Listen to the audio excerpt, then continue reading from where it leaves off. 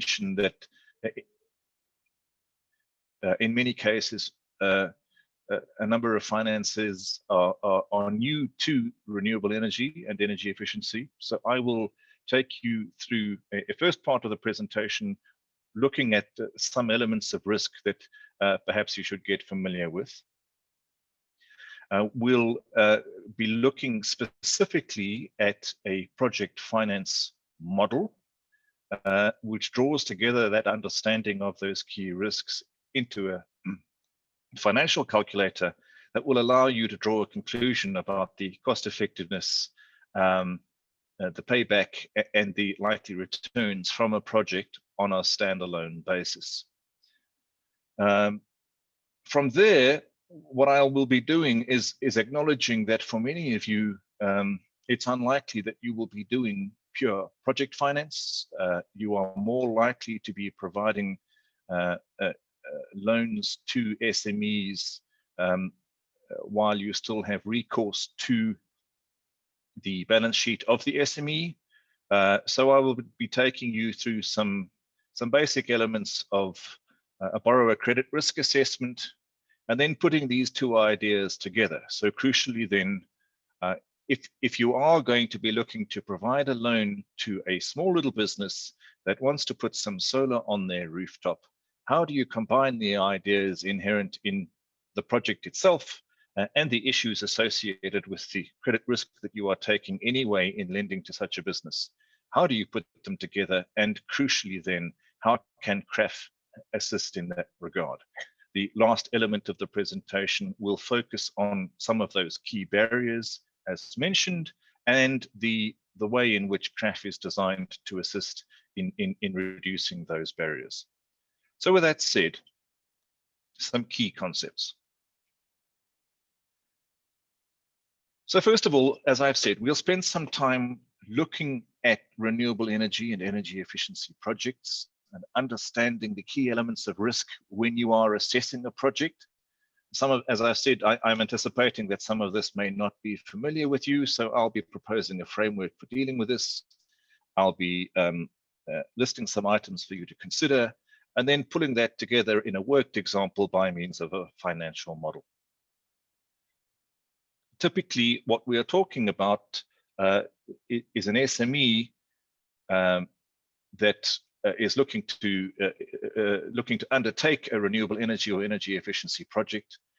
And in a project finance world, the crucial element in understanding project finance is that if you had a lender prepared to offer financing for that endeavor, in the project finance world, they would be providing finance to the project.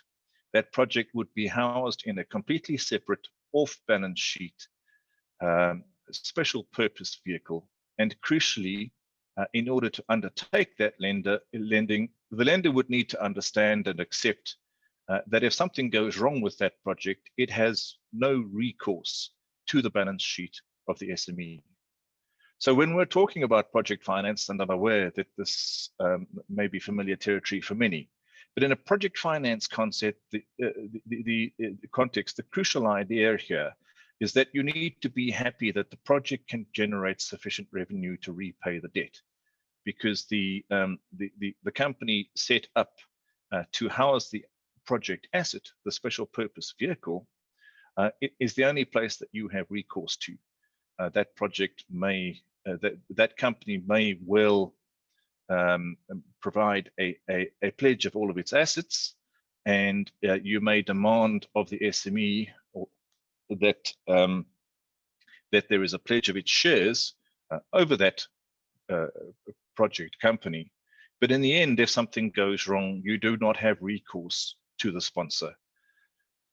So that's project finance to begin with. In the corporate lending case, we have the same SME contemplating financing a project. But as normal in the corporate lending scenario, the lender is providing the loan to the SME. This is no longer non-recourse lending. This is lending with the normal recourse that a lender would have in a corporate lending situation to the balance sheet of the SME. And this is typically what we would expect to see, particularly for SMEs. So while we can regard small little solar rooftop or energy efficiency projects as projects in their own right, typically we would expect the majority of lending to be undertaken on a corporate finance or corporate lending basis.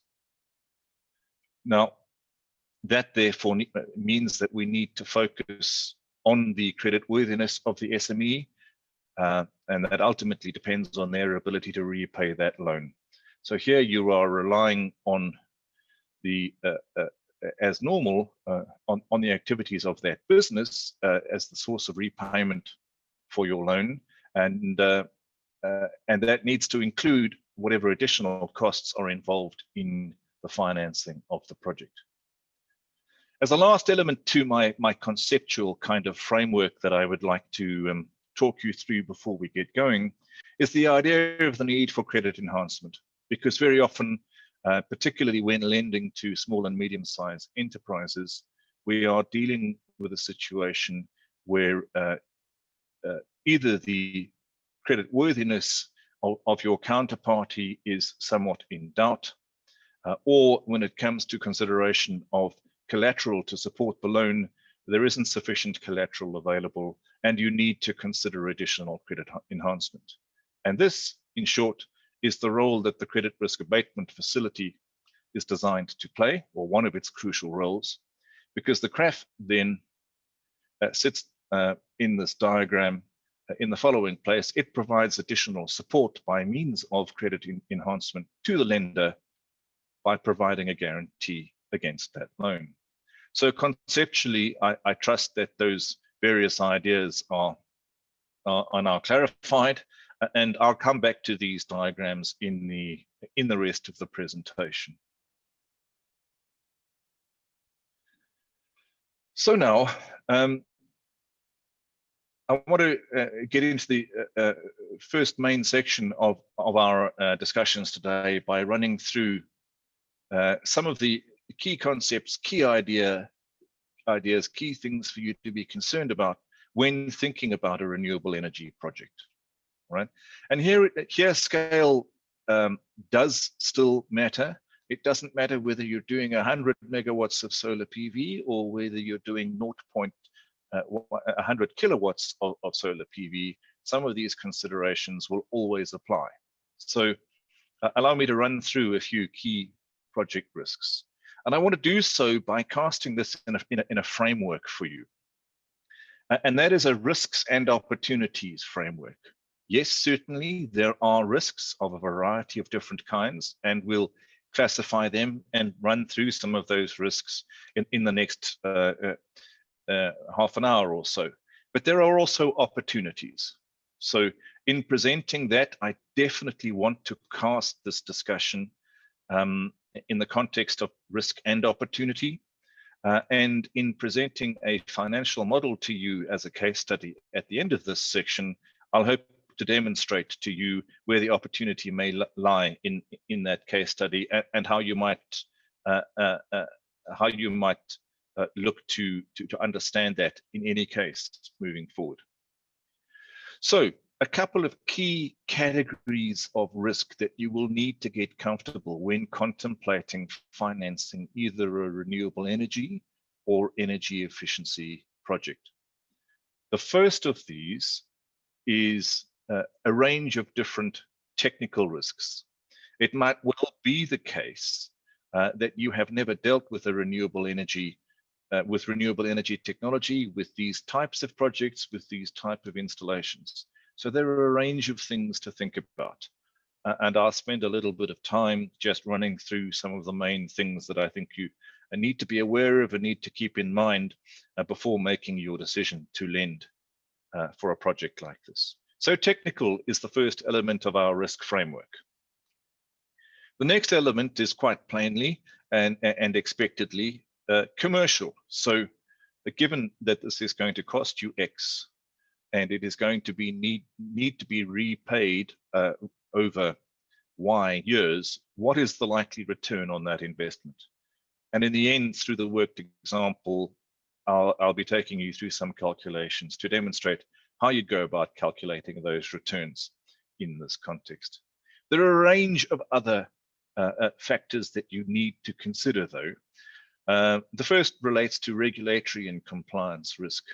So, for example, if your project is going to be connected to the grid, then do you have the right under the laws of the jurisdiction in which it is being implemented to connect it to the grid? Do you understand the licensing and permitting requirements that you need to have in order to finance an installation on the rooftop of the business that you're looking at? And are those in place, for example? Next risk category is one that would be familiar to any lender.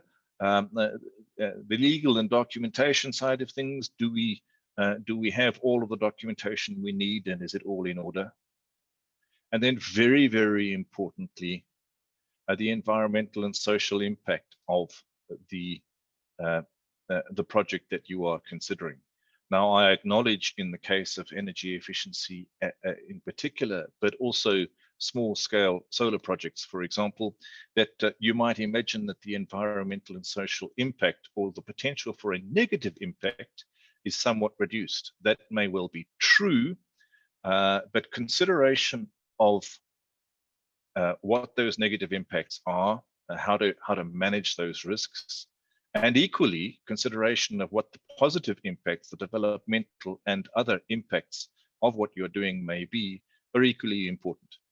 And as financiers, given that the support for this financing may come from one or more development finance institutions, it's quite likely that those DFIs will want to know that you yourselves have an appropriately sophisticated environmental and social impact management system in place, and will want to see that you are implementing it and using it when it comes to financing these kinds of projects. So there is both a good practice and a compliance reason to make sure that you are considering the environmental and social impacts of such projects. So with that framework in mind, I'm going to run through each of these main categories of risk and provide you some detail and some thinking. Again, just for context, remember that there is a life cycle to these kinds of projects. Right? At the point that someone just has a good idea but has no idea how to proceed, there's probably quite a lot of risk in the endeavor, in the idea. And as that concept gets developed to a point where you might actually proceed to lend for that project, and where that project might actually begin construction, so potentially there is less risk, but there is still a substantial material amount of risk during construction, and you will plainly fund prior to the start. Well, in the normal course, you will fund prior to the start of construction. You are taking on a certain level of risk, but by the time construction is complete and that installation is handed over to the business that you are supporting, there may be significantly less risk in the endeavor. Throughout the lifetime of the project, through its operating years, that risk continues to decrease. So consideration for the fact that the level of risk, and therefore the level of expected return in the asset that you have financed is an important aspect of your investment decision. And I think it's important to understand how these risks change. I'll be coming back to this concept in the rest of our discussions. Right. So here we go through the range of key ideas to think about. To begin with, a range of technical issues for you to consider. Remember, first of all, that if you are financing this project at the equator, as you would be, at or near the equator, as you would be throughout the Caribbean region, you typically have a readily available, strong and relatively consistent source of energy to rely on. This is not necessarily the case somewhere else. So understanding what the likely yield from your project will be by way of a resource study, and understanding the seasonality of that resource is a very important aspect of the project, because ultimately the availability of the resource directly drives the amount of electricity that can be generated, which is plainly directly relevant to the amount of revenue that can be generated or cost that can be saved through the project. So understanding what that resource is very important. Understanding the impact that the project may have on the grid, if you are grid connected, or on the electricity reticulation within your business, if you want, is important. It may well be that there needs to be upgrades to the electricity supply, the technology used on your own premises or on the SME's premises. And certainly if you are connecting to the grid, you will need to comply with the local grid code. So understanding that detail in considerable detail is important. Knowing that geotechnically there are no risks, you're not on unstable soil if you're dealing with a ground-mounted project, is important. Equally, if the plan is to install some solar panels on the rooftop, it becomes really important to know that the roof is suitable, that it is suitably strong. In many cases, thinking through this project, I can't tell you how many SMEs I've talked to who've completely forgotten about the idea that the roof might not be suitable for the system. So it needs to be facing in the right direction. There should be few obstacles, and it should be strong enough. All of these really fundamental issues are quite important. And that's before you get to a point where you are thinking through the selection of equipment and suppliers. And this can be a range of capital equipment. I mentioned panels, inverters, and batteries, just by way of an example. One of the critical decisions actually here is selecting who you work with, and that is as much a concern to you as the financier as it is to the SME who is ultimately going to be paying for the installation. I'll come back to the point of selecting the right service providers when we talk through some of the legal and documentation issues. Obviously, for any of the main pieces of equipment, you will also want to ensure that there are adequate guarantees and warranties in place for that equipment. These are all elements that one would need to think about in terms of a technical assessment.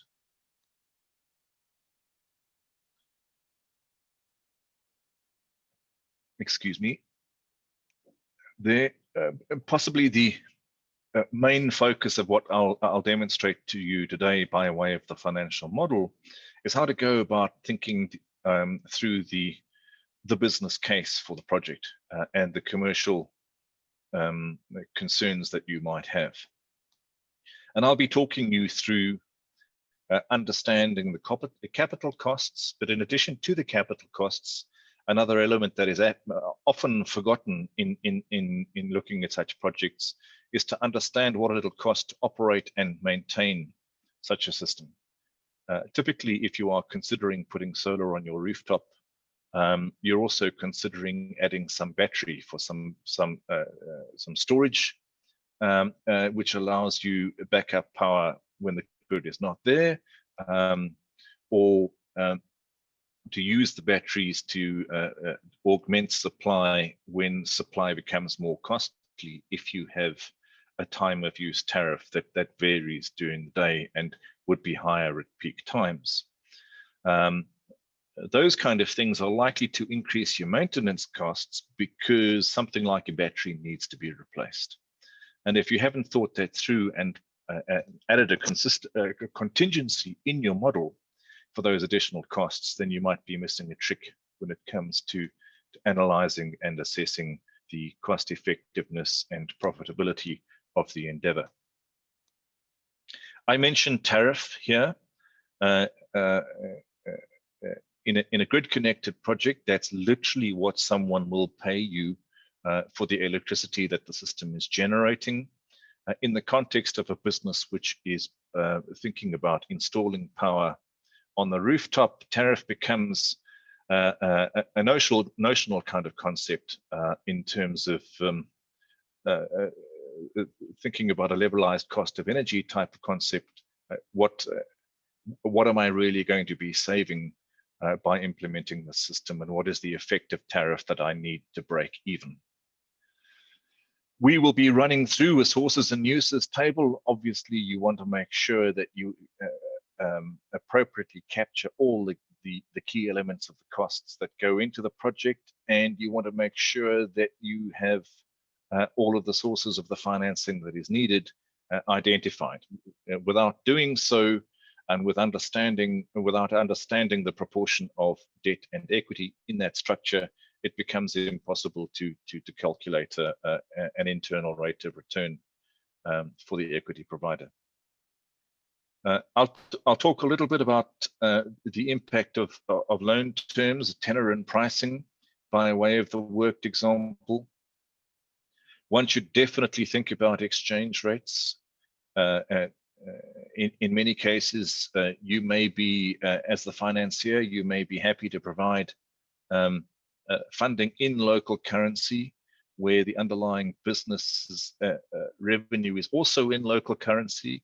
But thinking through any situation in which there is any obligation related to the project which is in foreign currency and where a mismatch exists between foreign currency and local currency becomes really important to think through.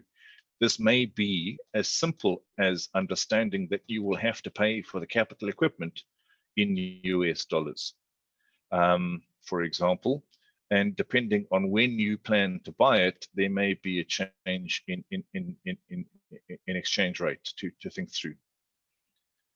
Any commercial assessment needs to also understand how and project how inflation will impact things. You need to consider tax. So understanding your local income tax law, your local withholding tax provisions, if that is relevant. So if you are developing a project in a subsidiary which is not in your home country, these are all considerations. As normal, how you depreciate and amortize these assets becomes important in your tax considerations as well. From a risk mitigation point of view, thinking through the appropriate forms of insurance and, of course, guarantees, where you feel such mitigation is important to think through. Ultimately, what I'll be taking you through with the worked example is to understand the debt service. Remember, on a standalone basis, what you want to make sure is that the project can, the revenue from the project can service the debt.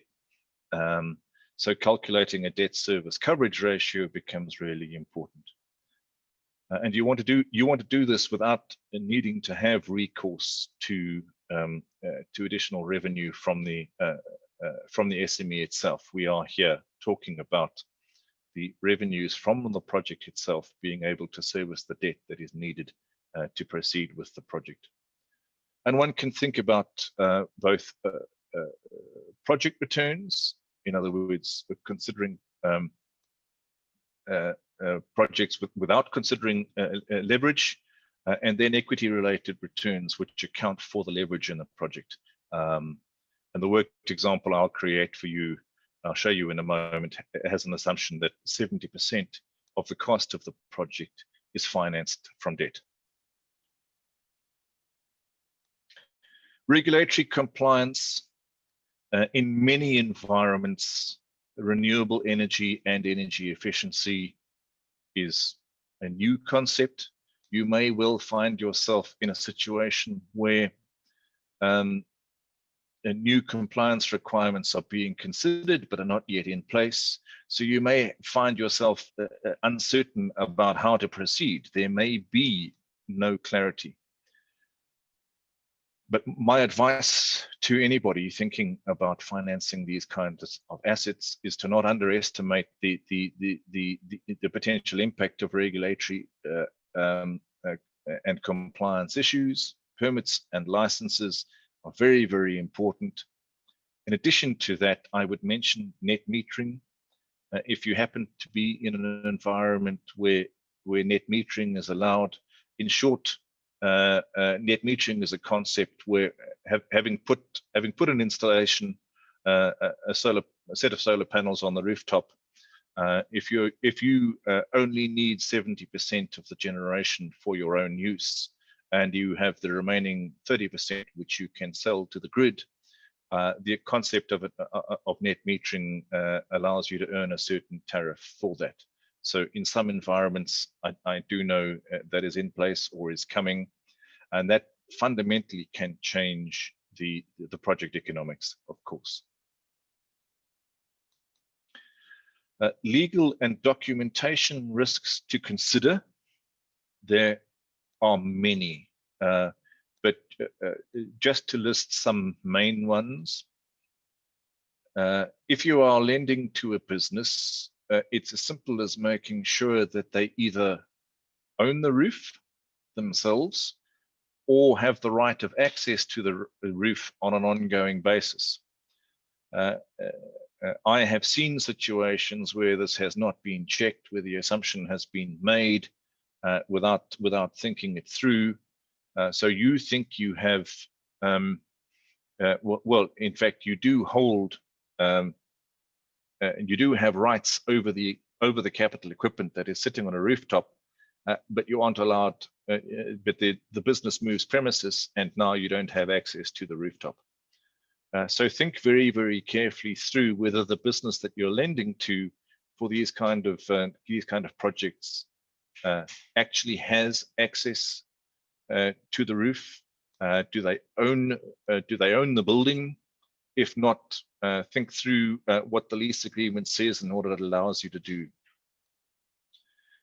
Crucially, if you are contemplating a project where you are financing the asset for a business, but the business itself does not own that asset, then you need to think through a lease agreement and or a power purchase agreement. Let me explain what I'm talking about here.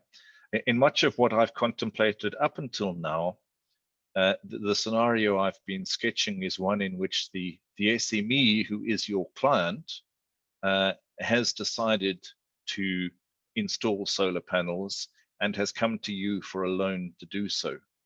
There is an emerging business model, a rapidly emerging business model in the Caribbean and certainly in the CARICOM, across the CARICOM member states, where an energy services company, so an installer of these systems, an engineering, procurement and construction company, EPC, may look for financing on behalf of its clients, all right?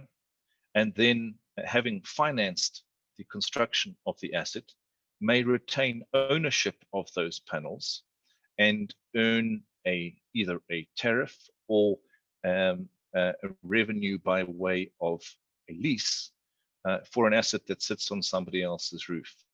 So understanding how that power purchase arrangement may be made, if you are then financing that energy services company, the ESCO, rather than the SME, becomes really important. And there are many, many elements in a power purchase agreement to think through. It's a complex discussion all on its own. I suggest we can come back to it if there are any questions related to power purchase agreements. Absolutely crucial, in addition to the power purchase agreement, is to think about the other contracts that that really directly impact you, and these would be the contract that that drives the engineering, the procurement, and the construction of the plant itself, as well as the operations and the maintenance of those contracts. So who is taking on what risk during construction and during operations is very, very important to understand. What you would want, certainly, if you are financing any kind of utility scale project on a project finance basis, is that you would want to understand that anybody financing by way of a power purchase agreement, the utility, the obligations under that contract are passed through where appropriate to the contractor, either the contractor during construction or the contract during the operations phase of that project. So this is again another very complex topic for discussion. I could comfortably spend the next few hours running through various elements, but in short, it becomes really important to know who owns the asset when, who is taking responsibility for what at which stage, and what happens when the project officially moves from one stage in its life to another. So, for example, at the commissioning of the plant, the commercial operations date, how exactly does responsibility for the project get handed over from the person who has been constructing it to the person who then owns it, and what responsibilities are then passed on to the person who will operate and maintain them? You may well, of course, find in the case of SME projects that the person constructing the project is also the person who will operate and maintain it. But my advice to you strongly would be that that relation should be governed by two separate agreements, not one. I won't presume to lecture you in any detail about the loan contracts, but of course you want to make sure that the loan contracts adequately reflect the nature of the project that you're taking on, the obligations of the SME to repay, and that the security documentation which underpins that loan contract correctly identifies the assets and gives you full enforcement rights in such a scenario. That's the legal and documentation summary from me. To talk through the environmental and social impact risk category, again, as a responsible investor, as a responsible financier operating in whichever environment you do so, you would want to make sure that an impact assessment is done prior to the installation, and you would already have an environmental and social management system in place for your organization as a whole, which governs all of the lending and other investing activities of the financial institution. This would already be in place, and it would typically be developed in accordance with appropriate market standards. Those are typically international standards, either the IFC performance standards or the Equator principles. Certainly, when it comes to any DFI support that might be channeled via CRAF, or for you as a financier, any of the funding that you raise in order to on-lend to SMEs would come with requirements to meet a certain range of environmental and social impact and ESG governance requirements. So typically you would be doing this anyway. They are certainly, these considerations are important considerations. Critically, the concept of proportionality would apply. We are not contemplating today implementing a 100 megawatt hydropower dam, which is going to have major environmental impacts and going to require the displacement of entire communities, right? What we're talking about is a small little system that is going to sit on top of the rooftop. So the environmental footprint of this kind of installation is very much smaller. Therefore, the risks are likely to be smaller. And largely what your environmental and social management system will really be talking to is things like, is the contractor who is installing the system following adequate safety and security protocols? So always remember that in thinking through this, you don't want to use a sledgehammer to knock in a thumbtack. You definitely want to apply the principle of proportionality. And I would want to make that clear. I would also want to emphasize within the context of environmental and social management systems and thinking through the impacts of these activities, increasingly gender is and should be an important consideration. Gender equity, gender mainstreaming are all part of what we're doing. So I mentioned that to think about when you are financing this kind of project. Right. So here we are. We come to the first case study, for which I need to stop sharing my screen, switch to Microsoft Excel, and if I can, and restart.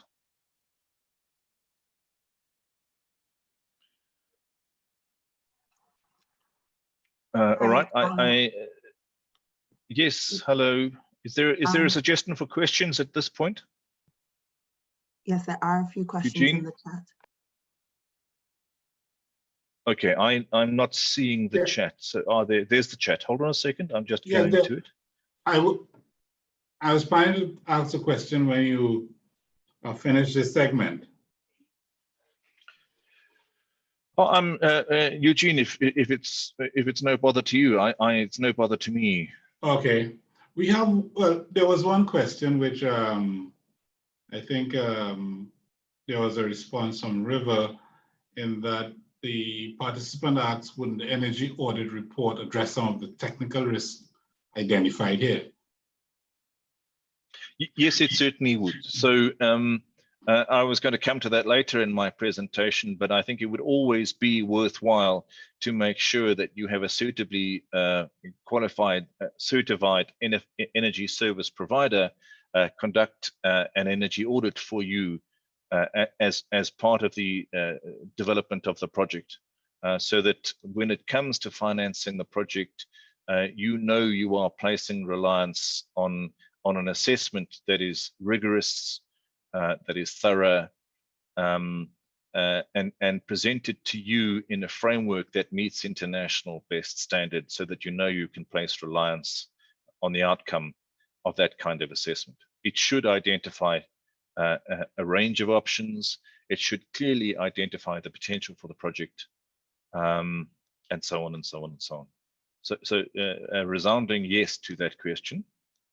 I see another question that if the loan is to the special purpose vehicle, when you started this session, you spoke about the relationship between the lender, the SME, and the project, and you mentioned about special purpose vehicles. The question is, if the loan is to the special purpose vehicle, but the SME guarantees the loan, do you classify this as a corporate or project finance? Excellent question, and of course that concept is borrowed from utility scale projects, where there is a concern, particularly about the ability of the utility, who is the off-taker, the buyer of the power, where there is a concern about their creditworthiness.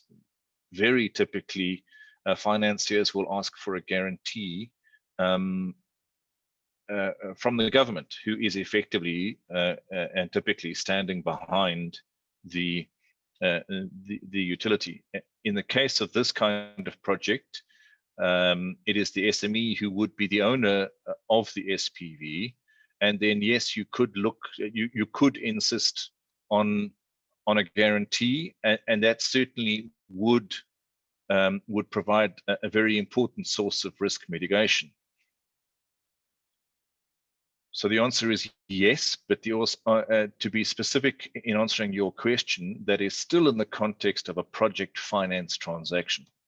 The critical difference in this structure is that the SPV is a legally incorporated entity all on its own, and it is fundamentally separate from the SME. It may well be owned by the SME, but it is separate. And if you are lending to the special purpose vehicle and not to the SPV, then you do not have any legal recourse to the SME. So that's project finance. I trust that's clear. Eugene, was there another? I think there's a new question that arose. It was a comment more so from one of the participants who indicated that the quality of the energy audits is mixed based on the wide range of providers. Basically, depending on the service provider who's doing the energy audit, their competence and their background, especially for investment grade audits, you may get different qualities of reports, which could impact or impair the assessment of the project, I presume. So it was more common.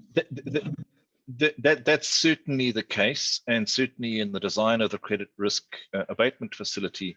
And we'll, the plan is to talk more in depth about that in due course.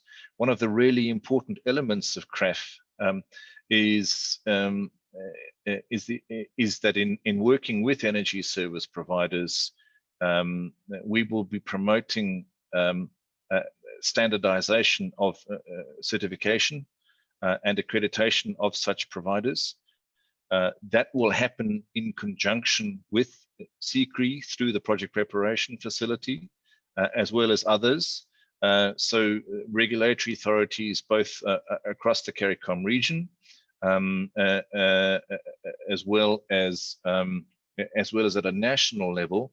The idea is to support the growth in this market of an accepted standard of a set of standards for energy audits of a variety of different types. That might very typically be related to ISO standards, for example.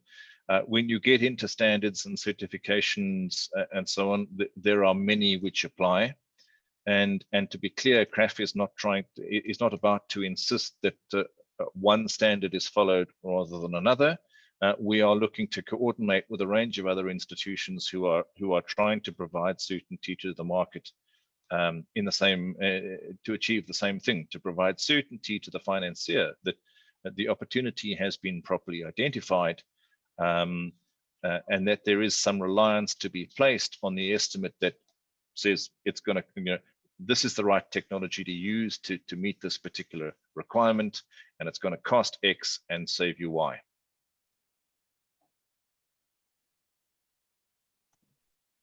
Was there another question? I think there was another question from Mr. Guha here. If one bank, yeah, go ahead. Yeah, if one bank finances the renewable energy and energy efficiency equipment, and another is holding the main loans of the SME, then when the SME defaults, the equipment financed by the other lender may not necessarily have access to those assets. Yes, that's entirely true. So understanding who has recourse to which assets, and in the most complex case, thinking about an intercreditor kind of arrangement, if you needed to, is a further consideration. But again, in the project finance case, you would not have any recourse to the assets of the SME if you have only financed a project that is owned exclusively by the SPV. So that potentially does at least make that clearer. I hope that answered your question, Mr. Guha. Let me know if it didn't. Shall we take a stab at my Microsoft Excel skills? Yes, certainly, Alec. All right, thank you. I'm going to share my screen again now.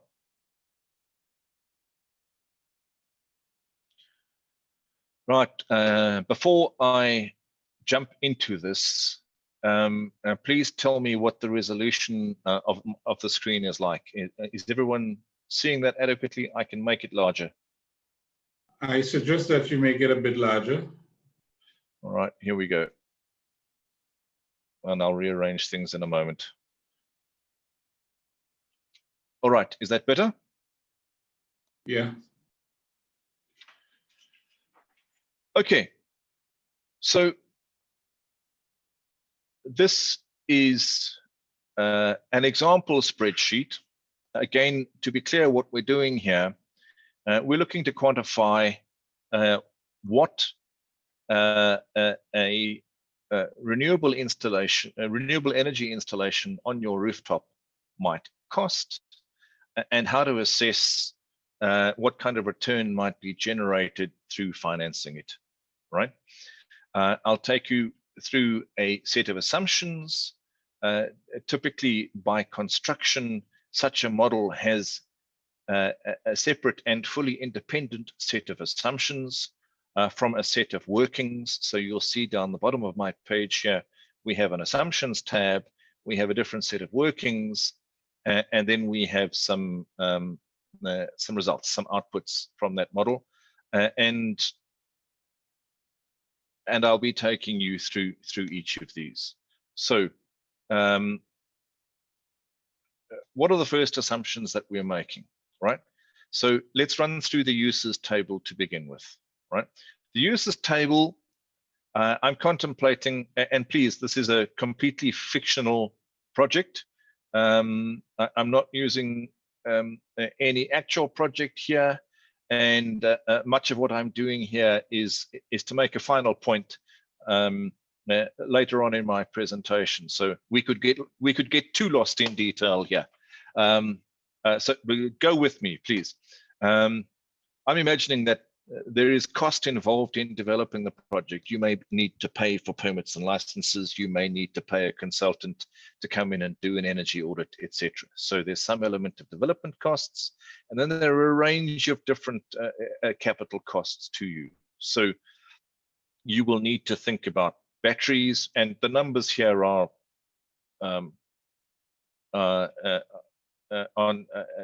I don't necessarily mean to right size this costing. They are for example only, but we are contemplating here a total cost for all of the equipment, and let me go to what we're actually implementing here.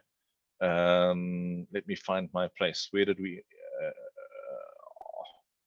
I've lost my place. Yes, we're talking about a 200 kilowatt peak system, right? So there's 200 kilowatts of solar panels that our energy audit has said we need to implement, and I'm assuming that they cost roughly $1.2 million per megawatt. So we end up with an EPC cost of $240,000. We include in this calculation some financing fees, which is the result of a set of calculations we'll get to in a moment. One should always allow for contingencies. I happen to, in this example, have set that to 0. It's probably not sensible to do that, but as long as your model incorporates the ability to set a contingency, as this does, allow me to proceed. So we're talking here about an installation for 200 kilowatts of solar plus some battery backup. We'd be spending $270,000, right? And we're financing that through a leveraged project financing structure that is essentially 70% debt and 30% equity. So I happen, for legacy reasons, to have identified the the projected cost of replacement batteries separately from the money that I am expecting my SME to put in to fund this. But in the end, 28% plus 1% plus 1% is, even in my mathematics, 30%. So this is a fairly standard leverage structure for a transaction, 70-30 basis. And again, we are therefore contemplating a total capex cost for the equipment of $260,000. So that's the capex cost plus the development cost is $260,000, and we have some initial costs for the batteries. We make some assumptions because that's important to drive our modeling later around what the batteries cost and at what point they will need to be replaced. So we're assuming one set of batteries will need to be replaced in year 7 and another set of batteries in year 9. We've also done our work in terms of estimating the yield in the model. So we know on average, we will be generating 288 megawatt hours from the installation. We know that 70% of the time, our generation will not exceed 262, and 9 times out of 10, so a worst case scenario, our generation will not exceed 240 megawatt hours per year. Now, typically in a lending scenario, as the lender, you would, I beg your pardon, allow me to backtrack, all right?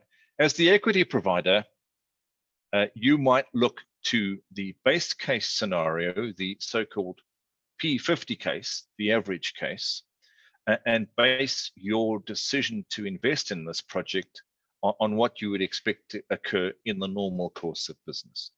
Typically, as a lender, you'd be more conservative, so you would want to know, well, how far can wrong go, and can the project still service the debt,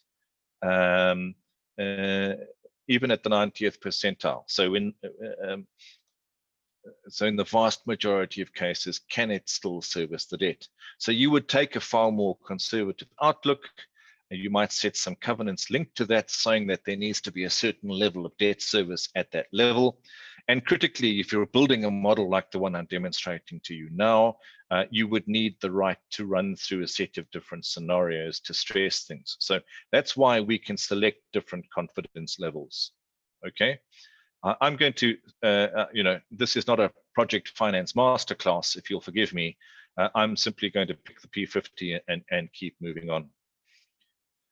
One of the things we do need to factor into our calculations is the idea that solar panels are not perfectly efficient, and they don't necessarily retain the same level of efficiency over time. So I'm assuming a certain level of annual degradation. 0.4% is approximately right. We also are assuming a certain level of energy generation that may vary over time. So ours is a quarterly model, so we do have some variation built into this model.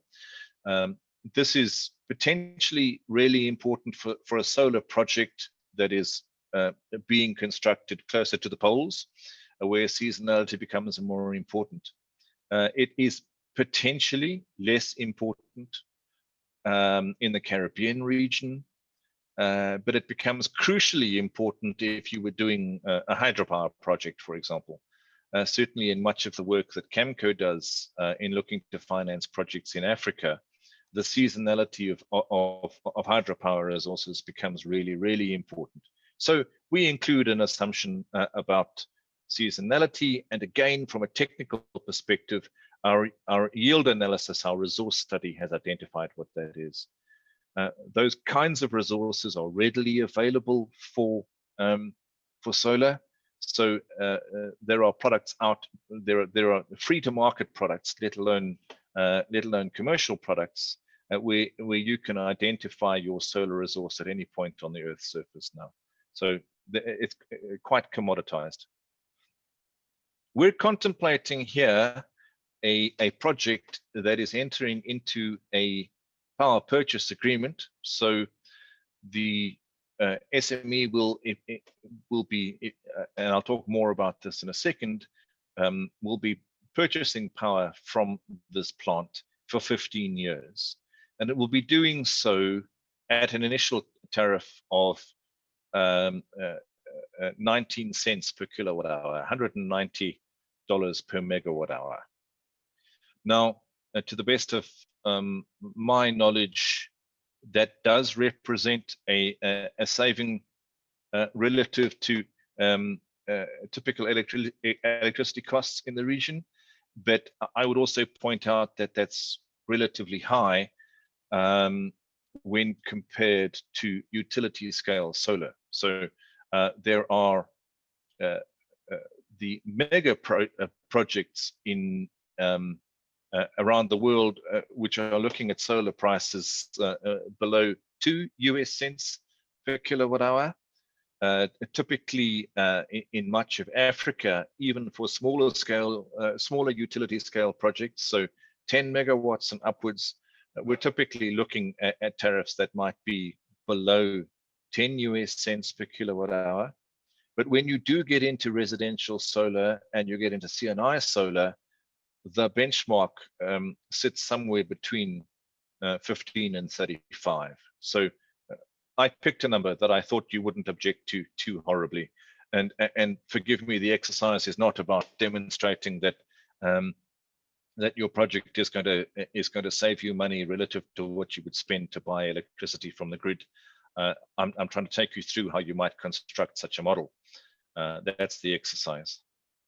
So we're assuming an annual tariff increase of 2.5% is permitted. We are deliberately making an assumption about what the operations and the maintenance will cost us per year, and we're importantly making that assumption prior to building the plant. So it's built into the financial decision. That's critical. When a number of other cost estimates going to this, administering the project over its lifetime, insurance on the equipment is accounted for, cost inflation is accounted for, and we have a number of the administrative type elements also built into our assumptions page. So the extent to which we can depreciate assets and the manner in which we can do so, both for tax purposes and for accounting purposes, is documented. Critically, we also have a base currency for this kind of model.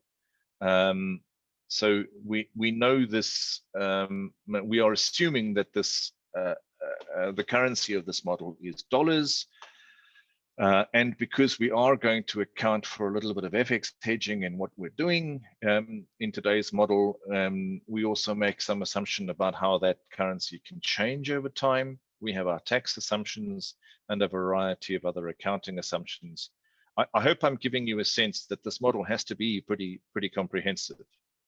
In terms of debt, so this little model allows you to contemplate a world in which the currency of the tariff is different to the currency of the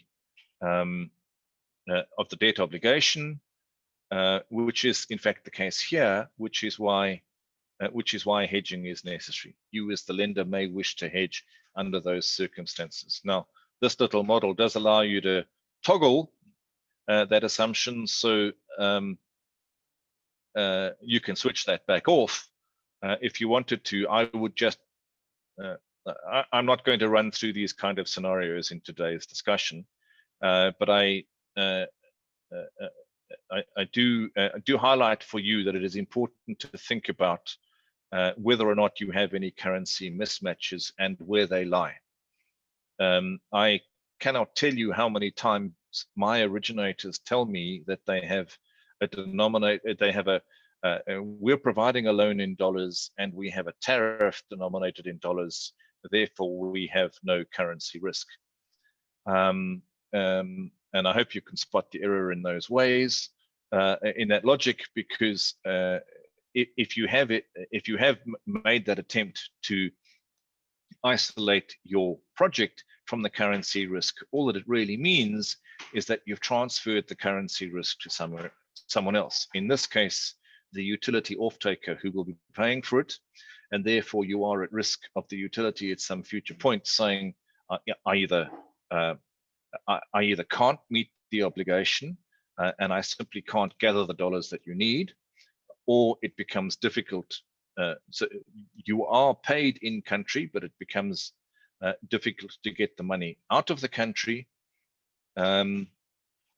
or quite simply from a credit risk point of view, they simply can't collect enough revenue in any currency in order to meet their obligations to pay for the power that has been generated under the power purchase agreement. Now, the extent to which any of that is directly a problem for a small little SME is perhaps less so, but accounting for currency risk is nonetheless something that's important. We moving on from that, we make some explicit assumptions about how to model interest rates. So we have a LIBOR rate, a margin, and an interest rate. I could make those any numbers that I wanted to. This is somewhere close to the 10-year US Treasury rate. And to be honest, I picked a margin in order to get to an all-in rate that leaves me with this little project making a decent enough return. And that's why I picked these numbers. If you crucial to you in thinking through pricing, first of all, and I'll talk about interest rate risk next. But from a pricing perspective, as a financier, you will have an internal pricing methodology. You will have rules that need to be applied. You will need to cover any number of different additional costs and risks in your margining assumptions. So there is an absolute minimum that you can charge. Please understand that the more the interest costs, the more the project is going to struggle to repay you. And that, of course, is going to play out in the ability of the project to service the debt. So it's obviously an interplay. What the model, a well-designed model, what that should allow you to do is to assess that impact. So in the pricing decision, you should be able to understand that there is appropriate alignment of risk and return. So if this number were too low, the result would be that the equity provider would be getting away scot-free and making more profit than the risk that they're taking necessarily justifies. So you might want to increase the interest rate. Again, having the ability to modify this directly and see the impact step by step through the model is important. And I leave it at that. Obviously, being able to model the debt explicitly also allows you to understand what the net open position is for the project, both for the interest cash flow stream as well as for the principal cash flow stream, so that you can understand what you might want to hedge should you wish to consider either an interest rate hedge or an all-in hedge that might cover you for FX risk. I go on too much, deviating a bit from my script here. So you also want to capture the fees that you're going to charge. I'm contemplating an arrangement fee. I'm not contemplating a monitoring fee. And I'm also assuming that the model will, that the debt will have a tenor of 11 years. Now, that's not too terrible. I'm aware that for SMEs, you might want it to be very much lower than that. I can show you by changing this one parameter that the project can repay debt within 5 years, but only if you allow it to default on a debt service coverage covenant. So again, a well-constructed model will allow you to see the impact of any of these kind of things in what you're doing. So I do have a debt service coverage ratio target of 1.25 times, all right? And I do have, built into my model, I have the ability to say, do I want to hedge or not, so that I can proceed to hedge. Okay, so that's the run through of the assumptions. What's going on in the model, and no, don't worry, I will increase my my font size in a moment. Give me a second.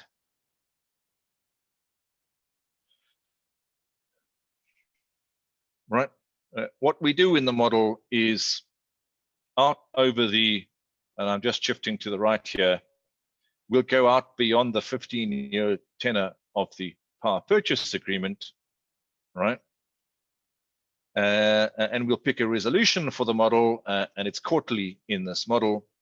We model explicitly what's going on in our project at each quarter.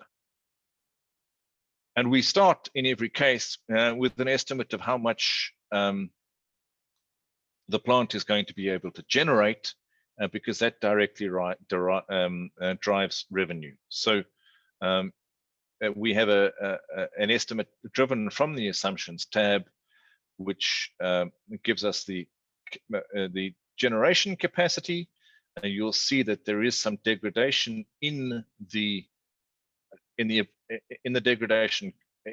generation capacity over time, which is linked to the assumption we made. So we know what the net generation is, and that based on the tariff gives us a revenue. The other important thing to note is that the tariff does escalate over time, and it does so based on the assumption that we made. Certainly, if you are contemplating financing a larger installation, you would want that tariff to escalate on a basis related to inflation. So then, thinking of this as an income statement, we now have our revenue. We explicitly model all of the various elements of our costs.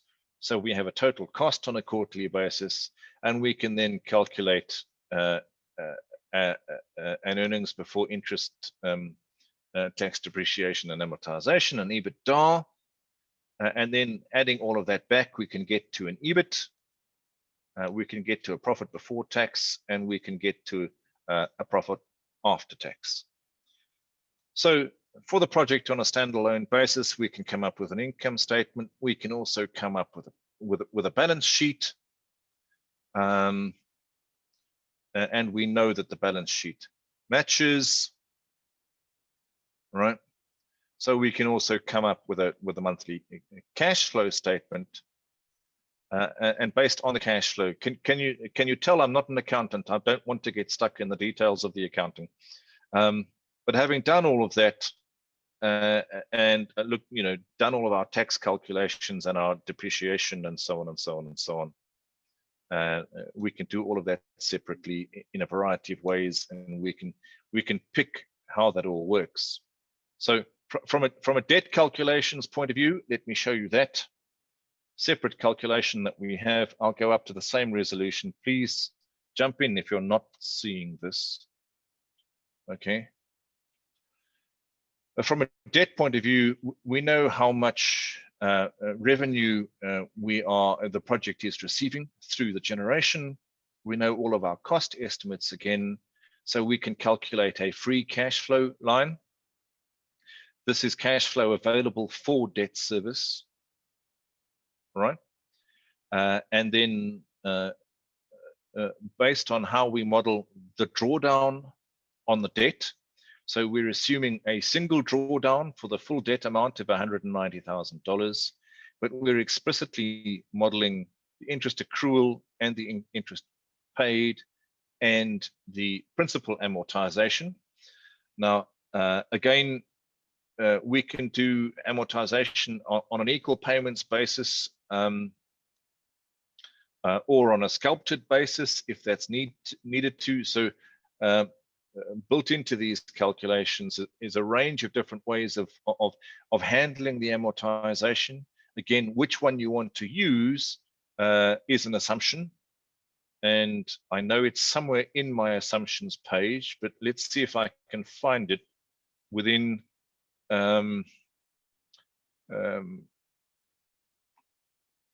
within less than 30 seconds. So what did we assume here?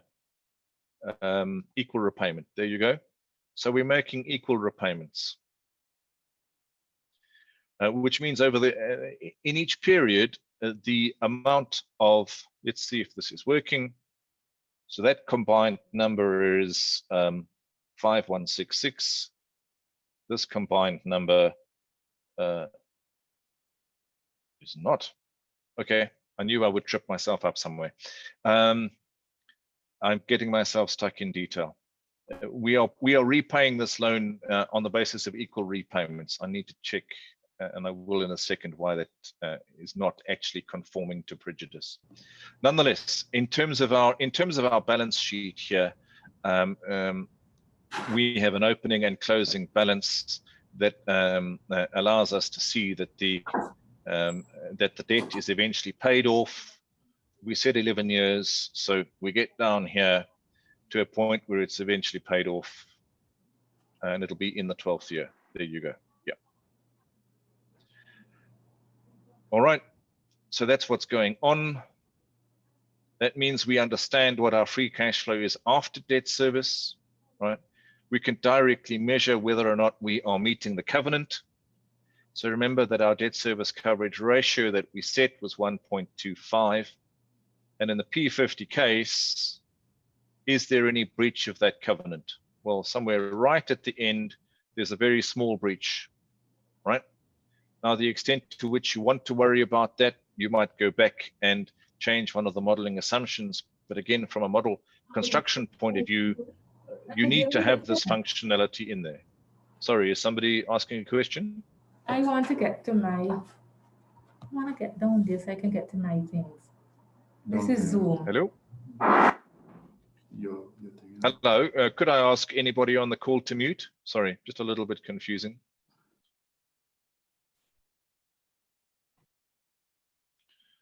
All right, so on a standalone basis, then we end up in the project, and again, allow me a second to just increase the resolution. We can produce a summary of revenue and costs, both for the income statement, in the income statement, so we can come up with a profit after tax, a balance sheet, all right, a cash flow statement, and in the end, a project IRR. Now, that leaves us, based on these assumptions and having done so, thinking about whether a 15% return is adequate. I suggest it is adequate. I heard discussion in yesterday's session that you were still seeing returns in excess of 25% in your market. Well, fantastic. Typically in the African context, we have seen over the last 4 or 5 years that the expectation for an equity return in renewables projects has been decreasing from in the range of 18 to 20% down to the range of 14 to 15%. So, and I think you can expect that as costs related to renewables projects decrease. Right, so that brings us to the end of what I wanted to show you in terms of how a project finance model would be constructed, how you move from a set of assumptions well documented to a set of outputs that should be equally well documented that facilitate any range of other decisions.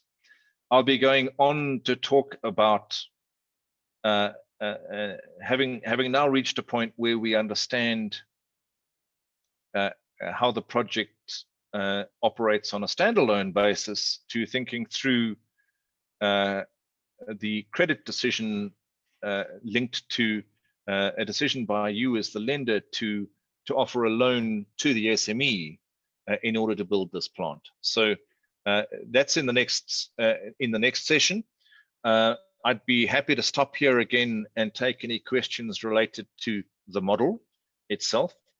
So let me do so. I'll and if appropriate, Eugene, I'll leave my screen shared just in case somebody wants to ask me a specific question. Unfortunately, in screen sharing mode, I can't see the chat. So if there are any questions, won't you please just read out the question to me?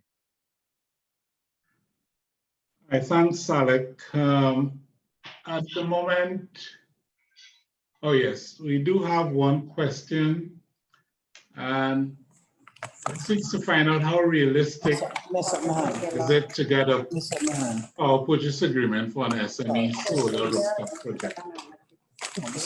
Someone's mic is on. Can the mics be muted? All questions be asked through the chat. Yes, Alec. The question is, how realistic is it to get a PPA for an SME solar rooftop project? Right. I think I've got an answer in two parts for you, right?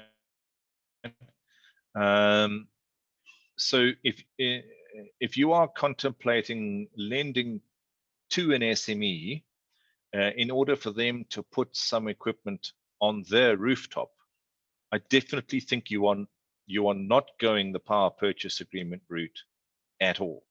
Okay, it's not relevant. I don't think. I did talk to the point because for two reasons. One, you may be contemplating financing a utility scale project, in which case it is relevant.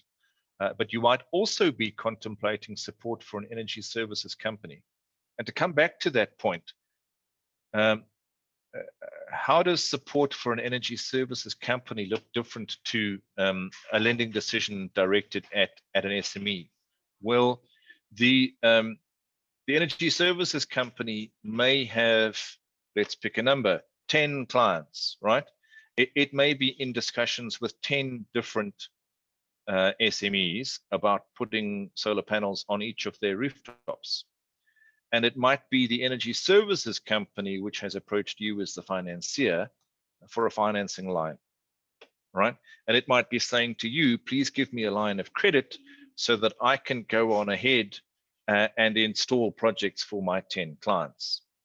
In that case, and particularly in a case where that contract is designed to work on the basis that the energy services company retains ownership of the assets until such time as they're paid off, then it might become important to know that you have a robust power purchase agreement or in effect a lease agreement, right?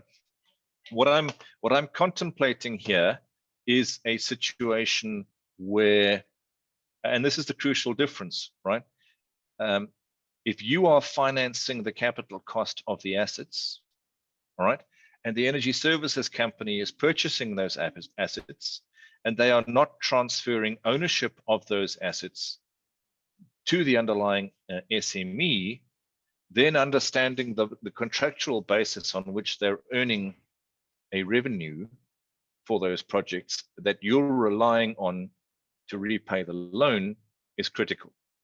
And I hope that makes sense. I'm happy to explain that more if I need to.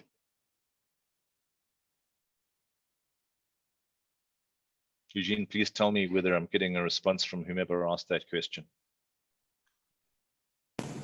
Eugene, yes. this was asking that question. No response from the person who asked the question, but there is another question from a participant.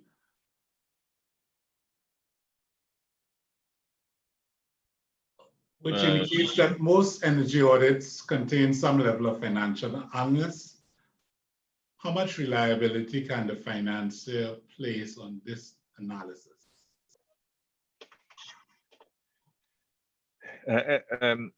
Without understanding the qualifications and experience of the energy service provider and the basis on which that assessment has been provided, that's a very difficult question to answer.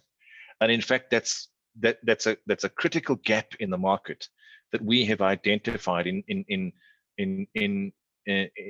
in our consultations with market players, and that has been included in the design of CREEE explicitly. So I throw forward to something that I will spend a lot more time talking to you about this afternoon, which is the fact that there are two components to CREEE. And CRAF will provide credit enhancement by way of a guarantee, but it will also establish a technical assistance program. And one of the elements of that technical assistance program will be to upskill the energy service providers where necessary, number one. And number two, provide some level of assurance to financiers based on an assessment of the accreditation and certification that those energy service providers can offer, that what you are getting is a quality product. So, and to be very, very clear, there are a number of such initiatives around the Caribbean region, and CRAF, through its technical assistance program, will be doing nothing more than coordinating that work. So we understand that you being able to place some confidence and take some assurance and comfort from that energy assessment is absolutely crucial.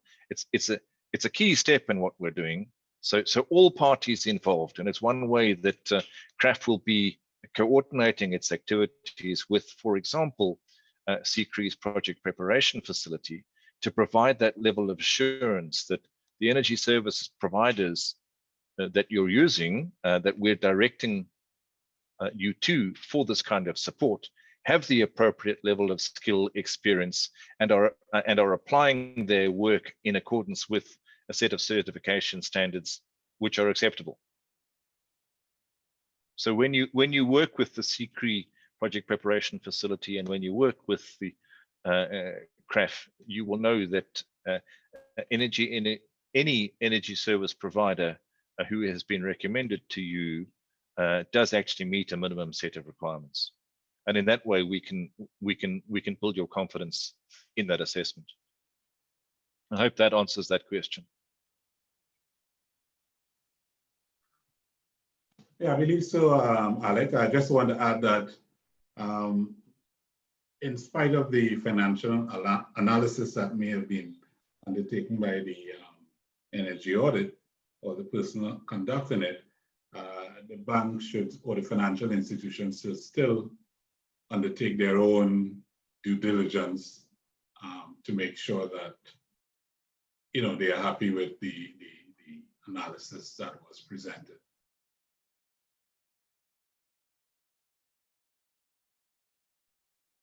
Right. Do we have any other questions based on the standalone project finance model that I have that I chatted through, Eugene?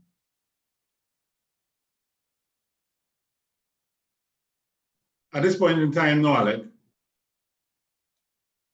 Okay, so thank you very much. Allow me to the other session. Yeah, allow me to switch back quickly to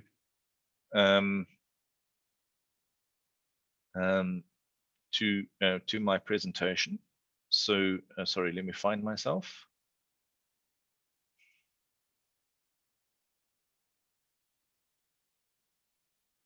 Right, are we back to my presentation now? And let me just make it full screen. Yes. So we've been through. Right, thank you. We've been through a project level case study now. We're now moving on to a world in which we're thinking about borrower credit risk again, because in fact we're assuming now that we are not lending to the project on as if it were a completely independent SPV. Rather, we are lending to the SME that is contemplating putting a solar project on their roof or funding some energy efficiency. So I'm conscious that I might well be selling ice to Eskimos here. Please, I'm not trying to tell any of the highly experienced and qualified credit managers on this call how to go about credit assessment, but I'm going to be running through some basics of the credit assessment process here in order to make a very, very quick credit assessment based on the worked example that we have.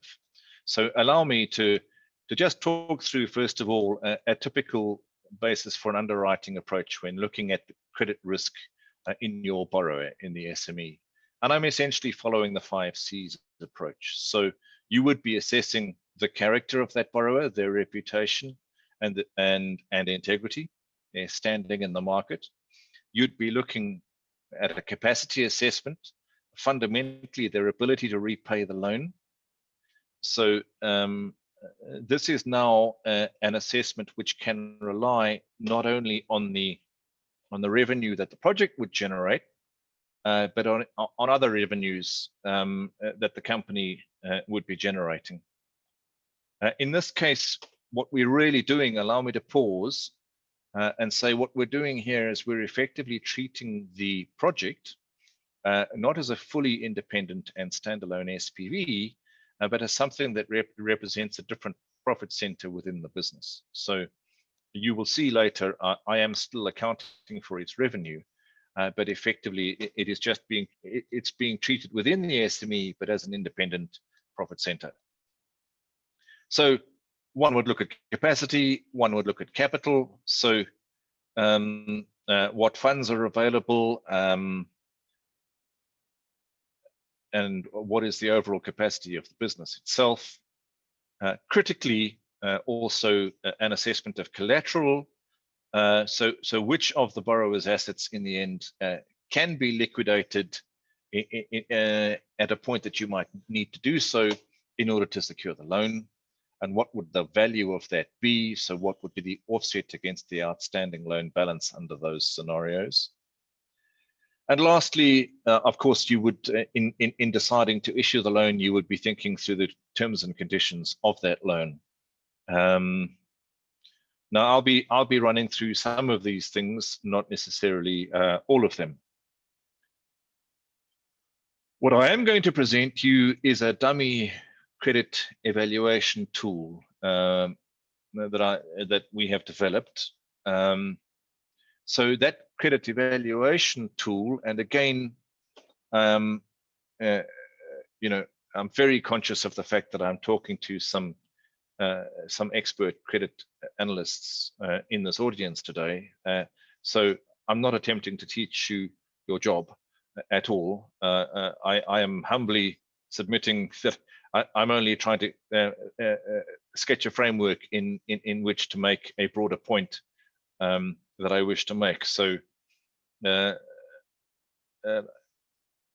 yeah, I've put a certain framework together. It probably will be quite familiar to you, but it does not attempt either to replace what you are doing or replicate what you are doing in your individual institutions at all. It just should be broadly familiar. So in my little credit evaluation tool that I'll be showing you in a moment, we have a couple of main things that we think through. So first of all, we think about the industry in which the SME is operating. We think about what the trends in that industry are. Critically, we think about competitor analysis, and we also include a regulatory risk that industry faces.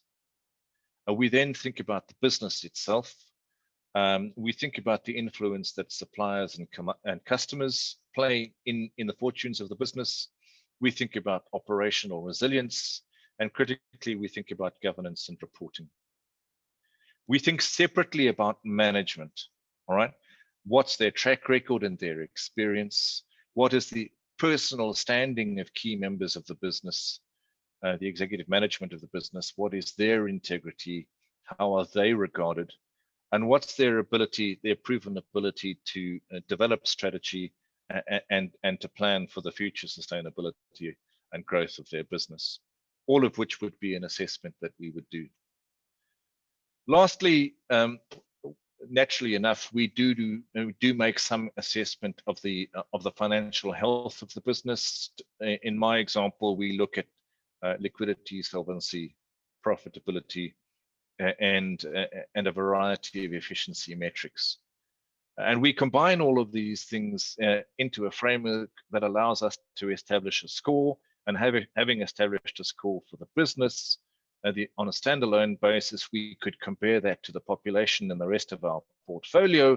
And based on that, we can get to a sense that, okay, fine, this would be, this business would be a risk of a typical type. This kind of credit evaluation framework should be reasonably familiar to you. And of course, it is this kind of framework that would be used by any rating agency or would be incorporated into your internal ratings approach that leads to a mapping to rating categories and probabilities of default, etc., etc., etc. So I'm not going that far in this little assessment this afternoon, but I trust all of this is utterly familiar to you. And that brings us to the next case study. So again, please give me a second while I stop sharing this and switch back to my next Excel spreadsheet.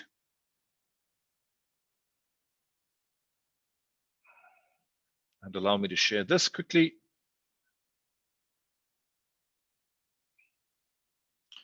Right, and increase resolution for you. Right, Eugene, first of all, before I jump into this, can everybody see that? Is that clear to everybody? Yes, Alec. All right, thank you very much. So I'm going to use this evaluation tool twice. And what I'm going to do is I'm going to show you a version of this where what I'm contemplating is that you would have done a credit assessment prior to contemplating the impact of the project on the company's financials, and subsequently after that assessment. So I'm going to present you a before and an after version of this tool. All right. Just very briefly, what this tool is doing is, as I've said, it's organized into 4 separate factors. So you would do an industry risk assessment, a business risk assessment, a management risk assessment, all of which tend to be qualitative by nature, and then a financial risk assessment, which tends to be quantitative by nature, and through a scoring system with weights applied, that's combined into an overall score. So I won't bother you with showing you the allocation of scoring, but I have assumed a certain weighting at this aggregated level. I'm saying that 40% of my final score depends on the financial ratio analysis. 30% depends on the assessment of management. And at the level of the industry, we're only relying on 10% of that score to generate the final score. I hope this kind of framework is familiar to you. This is a typical hybrid, expert-based hybrid modeling approach. And essentially is a way of combining qualitative information with quantitative information.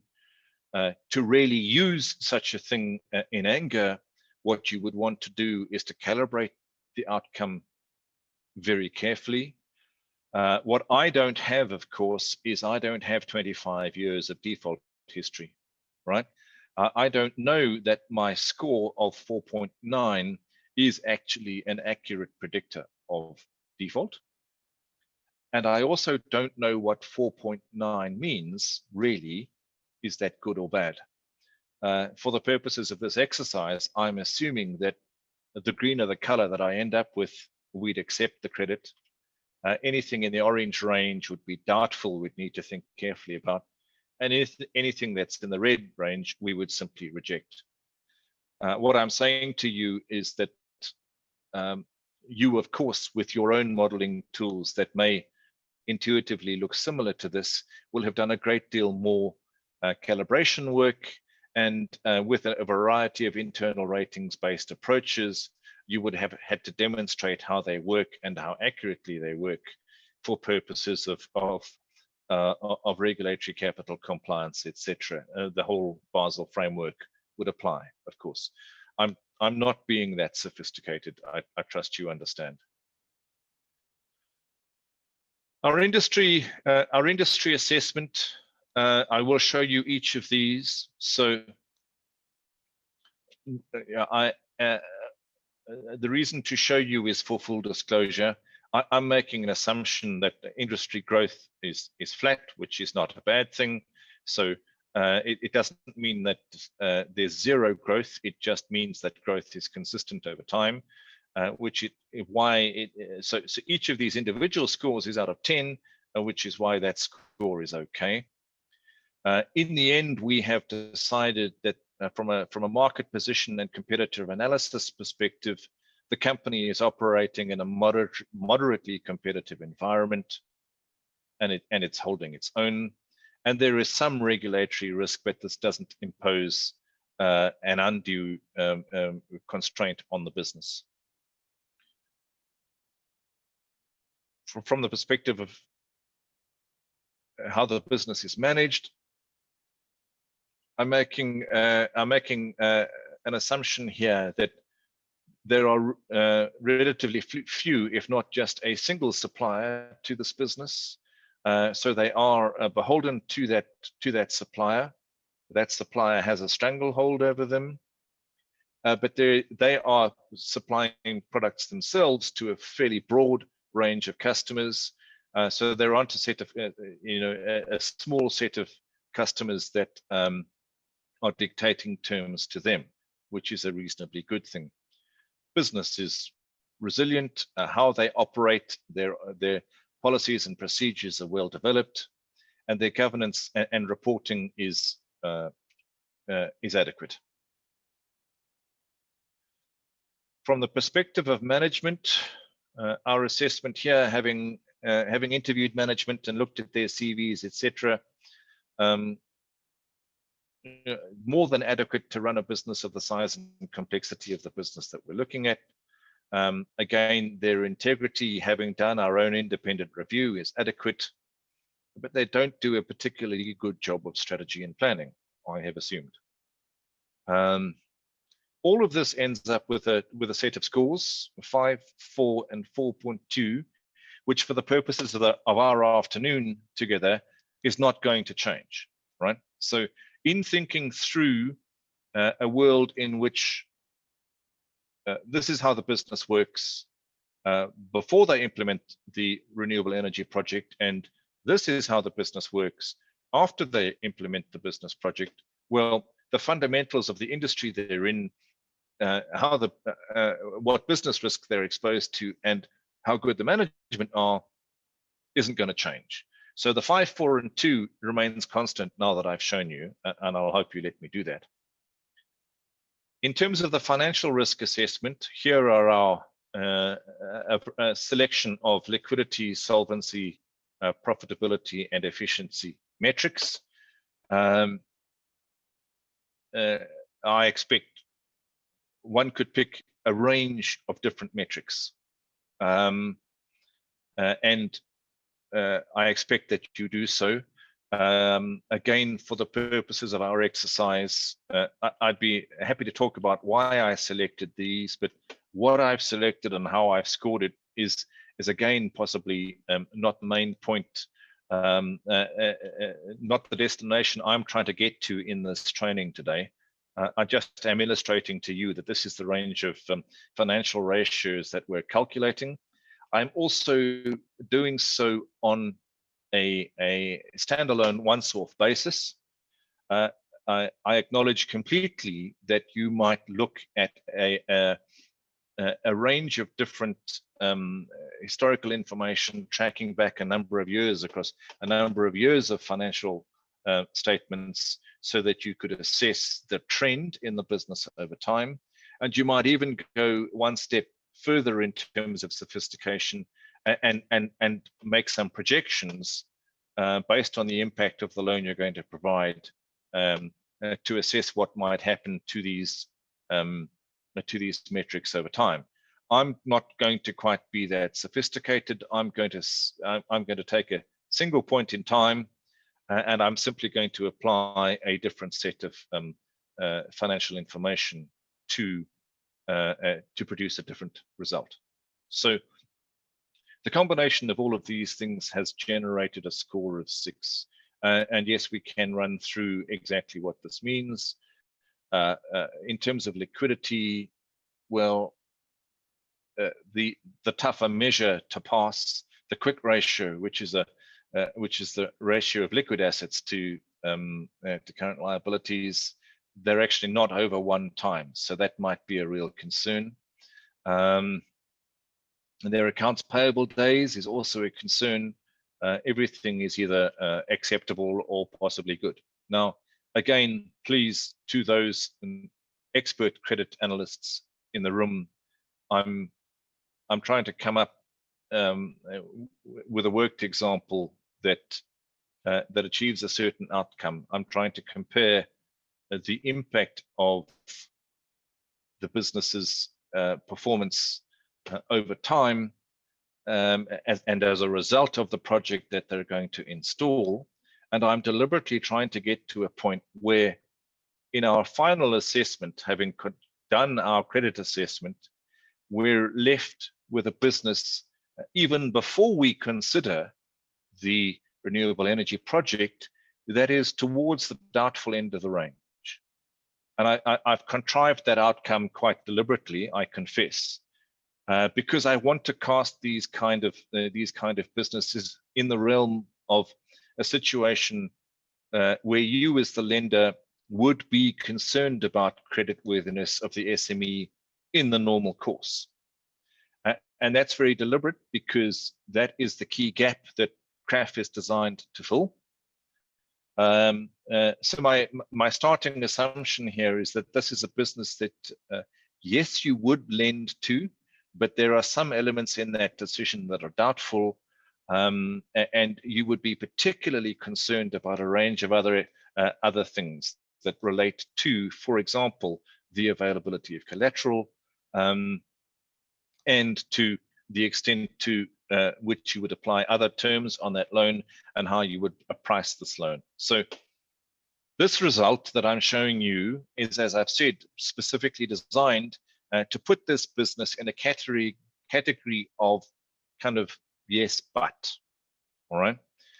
So you might be making a recommendation to lend to them, but you might have some concerns, for example, about collateral and so on. I would just indicate here that what I have done in the financial statement that is driving this, and I'll make these numbers larger so that you can read them, is that I do actually have an underlying balance sheet. It's made up for this company, but I'm assuming that they are generating a certain amount of revenue per month. So I have a full financial statement here, and I'm using that to drive the financial analysis. And having been in a situation where they are generating $110,000 of revenue per month, all right, I'm going to risk going back to my financial model. I don't know whether the screen sharing will die. Are you seeing my financial model? I'll just pause there and ask. Yes, Alec, we are seeing the Excel. All right. Okay. So just for full disclosure, everyone, I'm not pulling rabbits out of hats here. So in my assumptions page, I do have an initial income statement and balance sheet for the business. Remember, we had one here that we ran through for the project on a standalone basis, but there was one hidden down here that reflects the business, and those numbers are what you see at the moment. So just going back to this, it's these numbers which drive our initial assessment that this business is okay to consider lending to, but there's some doubt. So your initial credit assessment would be particularly focused on the quality of the collateral, and it would be thinking very, very carefully about the terms that you might require in order to extend this loan. But it's not an outright reject, and it's not an outright accept. It's deliberately in that gray, or in this case, dull green range. Just to flip back to my model now, what I have done here is that I have combined the original balance sheet of the company with the results that the project generates, and again, assuming that the project is being treated as an independent profit center within the business in order to produce a set of annual results for the business itself. So to summarize that, there is an annual financial statement here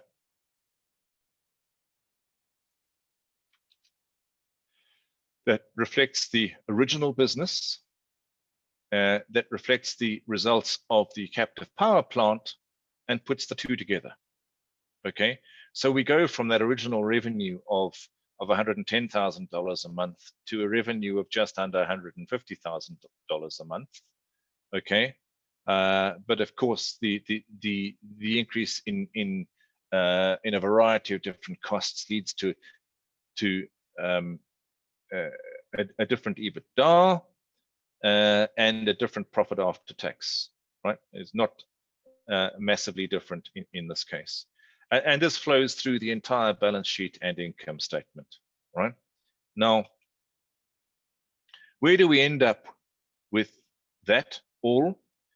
If I switch across to my, sorry, and I need to just make sure I'm in my after case here. So the after case is reading those numbers in.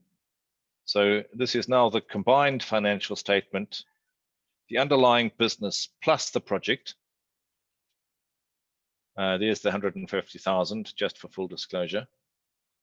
Here's the 544.2, which hasn't changed. So our underlying assessment of the business has deliberately not changed. But in effect, on a standalone basis, so effectively year one, the impact of financing the project is not actually very positive on its financial statement. It's problematic. It's made a situation that wasn't great to begin with slightly worse.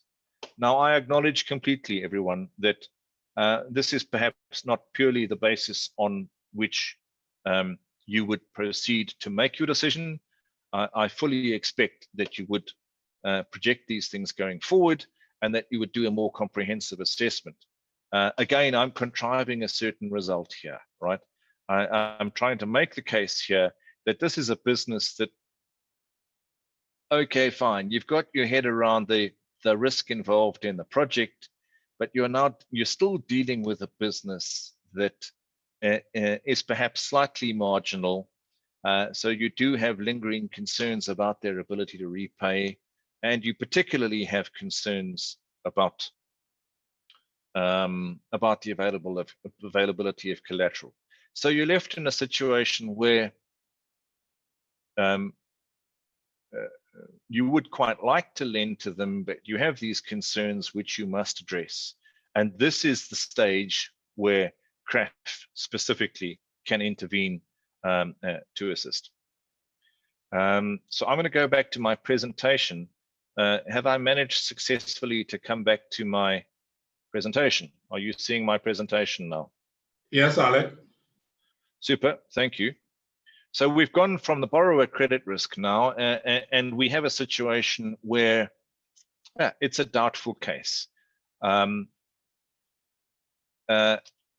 critically, as I've said, we're worried that there isn't sufficient collateral to begin with, that potentially the business is not generating sufficient free cash flow to repay its overall debt burdens to us and to others, because we know what those are. And it's either a situation on the collateral side where there just simply aren't enough acceptable liquid assets to make available to us, or they have already been pledged to others. So we don't have exclusive access to them. And we're left worrying about, well, if we are going to offer terms, which terms do we offer? And essentially, we're in a world there where we're thinking about credit enhancement and where can we source credit enhancement. And that's where we come to CRAF.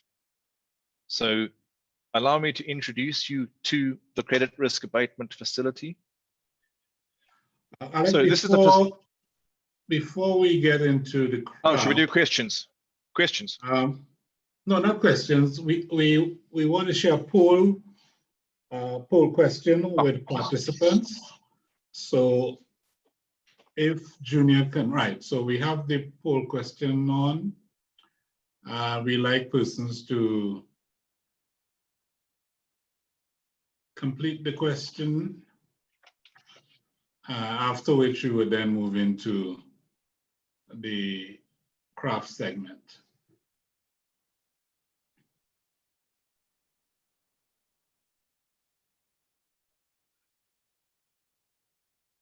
Right, I'm just holding on for a bit. Yeah, we just hold on for a minute for the poll question to be addressed, and I will let you know when we can start.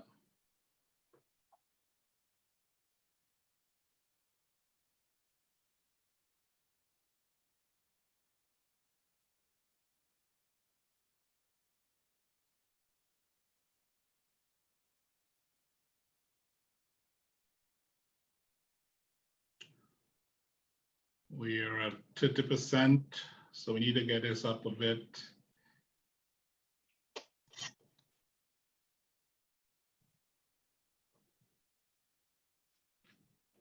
So we're requesting participants to kindly address the poll question.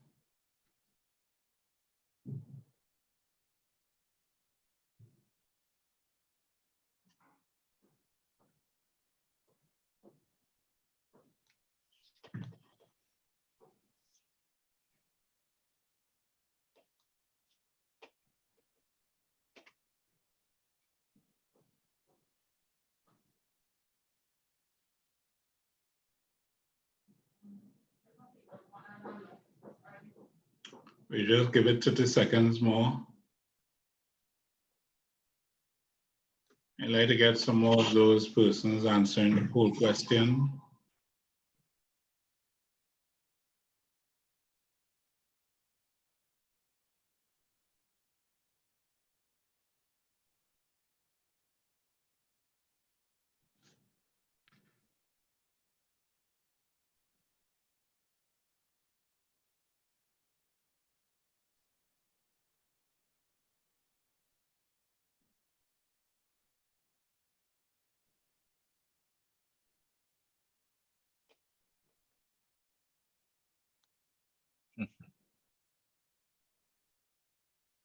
Yep.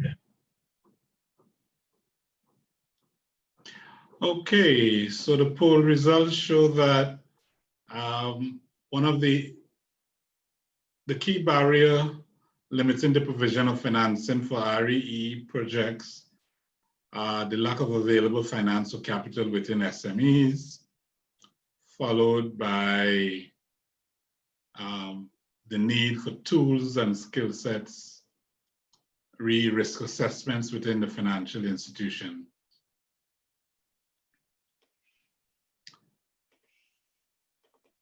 Okay. All right, Alec, you're free to resume. Thank you. Everyone, you'll be glad to know you're in the final lap. But we've kept the best for last. So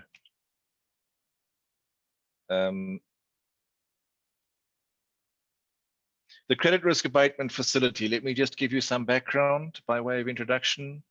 So it's being developed by the CARICOM Development Fund in collaboration with the CARICOM Secretariat and with support of the GIZ.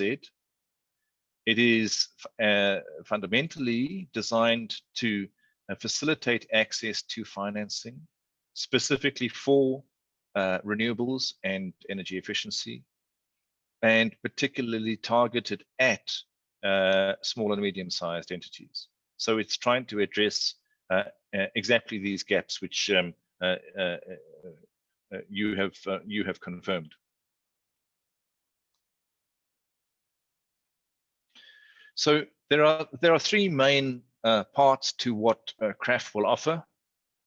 So the first is a credit risk instrument, and the first such credit risk instrument will be a partial risk guarantee. I'll tell you more about that in a moment. The second element of CRAF will be the as mentioned before, the Technical Assistance Program. And again, I'll spend some time now telling you about that.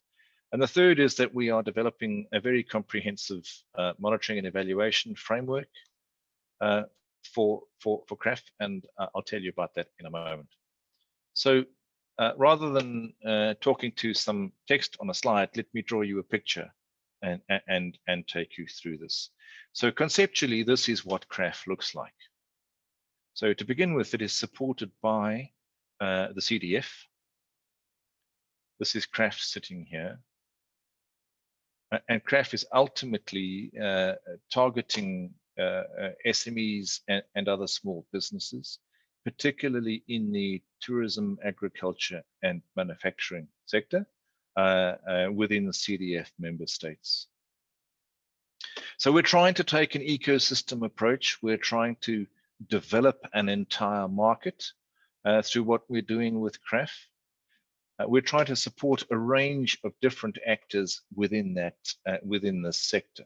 So starting on the right-hand side, we are certainly trying to provide additional support to existing financiers in order to facilitate lending to SMEs for these kinds of projects. We are trying to build an active, vibrant, competent ecosystem of service providers. And importantly, the support from CREEE goes beyond traditional financiers. So we're not only looking at DFIs and commercial banks, we're looking at institutions that might be aggregating projects together. We're definitely looking to provide support directly to energy services companies, to ESCOs, and we're also looking to provide the support to funds. Now, the M&E framework covers the whole range of these activities. And critically, as part of that M&E framework, we're developing that not only in order to provide a comprehensive M&E framework in responding to the needs of the funders of CREEE, but we're also doing that in order to provide feedback within the market to regulators and policymakers who are also cooperating with us, that are also our partners in terms of building and growing the sector in the region. So this is essentially the concept behind CREEE and what we're trying to get right. So let me talk about the credit risk instrument itself, the guarantee. To make it clear, in future, there may be a variety of different kinds of credit risk instruments that CREEE would provide. But to begin with, the initial instrument is a partial risk guarantee. It would be denominated in dollars. It would be available for any loan, that individual loan that is within a size range of $25,000 up to $750,000. The provision of the instrument, it would be made available via a master guarantee agreement to a financier or an ESCO or other financing partner. That master guarantee agreement will be available for a 5-year period, and any individual guarantee can be written up to a maximum tenor of 10 years. And that, to be clear, can be written at any point during the 5-year availability period. So to be explicit, a guarantee against a loan could be written on the final day of the 5-year availability period for a further 10 years. Maximum coverage available through the product, 80% of the outstanding loan balance. Collateral, this product is specifically targeted at support, at credit enhancement for a financing entity in a world in which the underlying, your borrower, is constrained in terms of its available to provide suitable collateral that you would accept. So, you know, if you're collateralized in the normal course of business to 150%, then you're probably not coming to us anyway. And also you would get very minimal cover through us. If you were bringing a client to us that you would otherwise like to lend to, but the available collateral is constrained right the way up to the point where there is no collateral available at all, then that's far more the kind of scenario that CRAF is trying to provide support for. And important to understand here that CRAF will recognize collateral up to a maximum of 50% of the loan value. So there's this idea of a 2 times leverage. So if the collateral that you can obtain is only 20%, then you would be eligible for up to an 80% guarantee. But if you were holding something, anything beyond 50% cover, then the maximum that you can get would be 50%. From a pricing perspective, the guarantee will be priced at 100 basis points of the guarantee amount, subject to an agreement on an individual basis with each financier about what the interest rate that you will be charging to your borrower. I beg your pardon, I've repeated the currency line. What a pity. The way payouts are structured on the basis of a 2 payout system. So at the point that you classify the loan as stage 3, the old-fashioned non-performing, you would be eligible for a 50% payout. You would then be required to complete recovery as you would normally, and upon completion of that recovery, a further the remaining 50%. So those are the key features of the guarantee. I'd run through some eligibility criteria for you here. You as the lender, to be eligible, you need to be duly registered and authorized as a financial service provider under the law of any CDF member state and operating in at least one CDF member state. For the avoidance of doubt, but I think you would all know this, I did just leave the CDF member states there. Your borrower needs to be an incorporated legal entity. Critically, the member state actually, I could have been clearer in the definition of an eligible lender. The member state, in order for the member state to qualify, it needs to be a fully paid up member.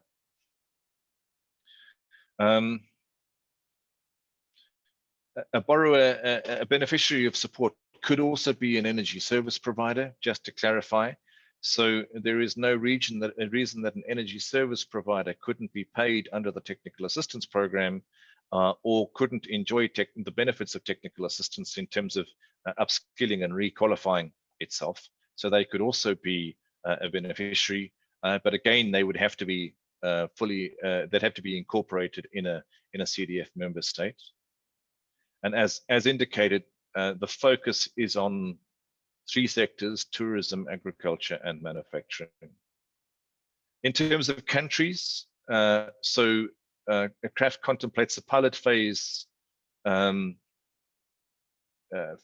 a 12-month period, essentially 2021, where it'll be operating in Barbados, Belize, Guyana, and St. Lucia, and is contemplating a full-scale rollout thereafter in all CDF member states.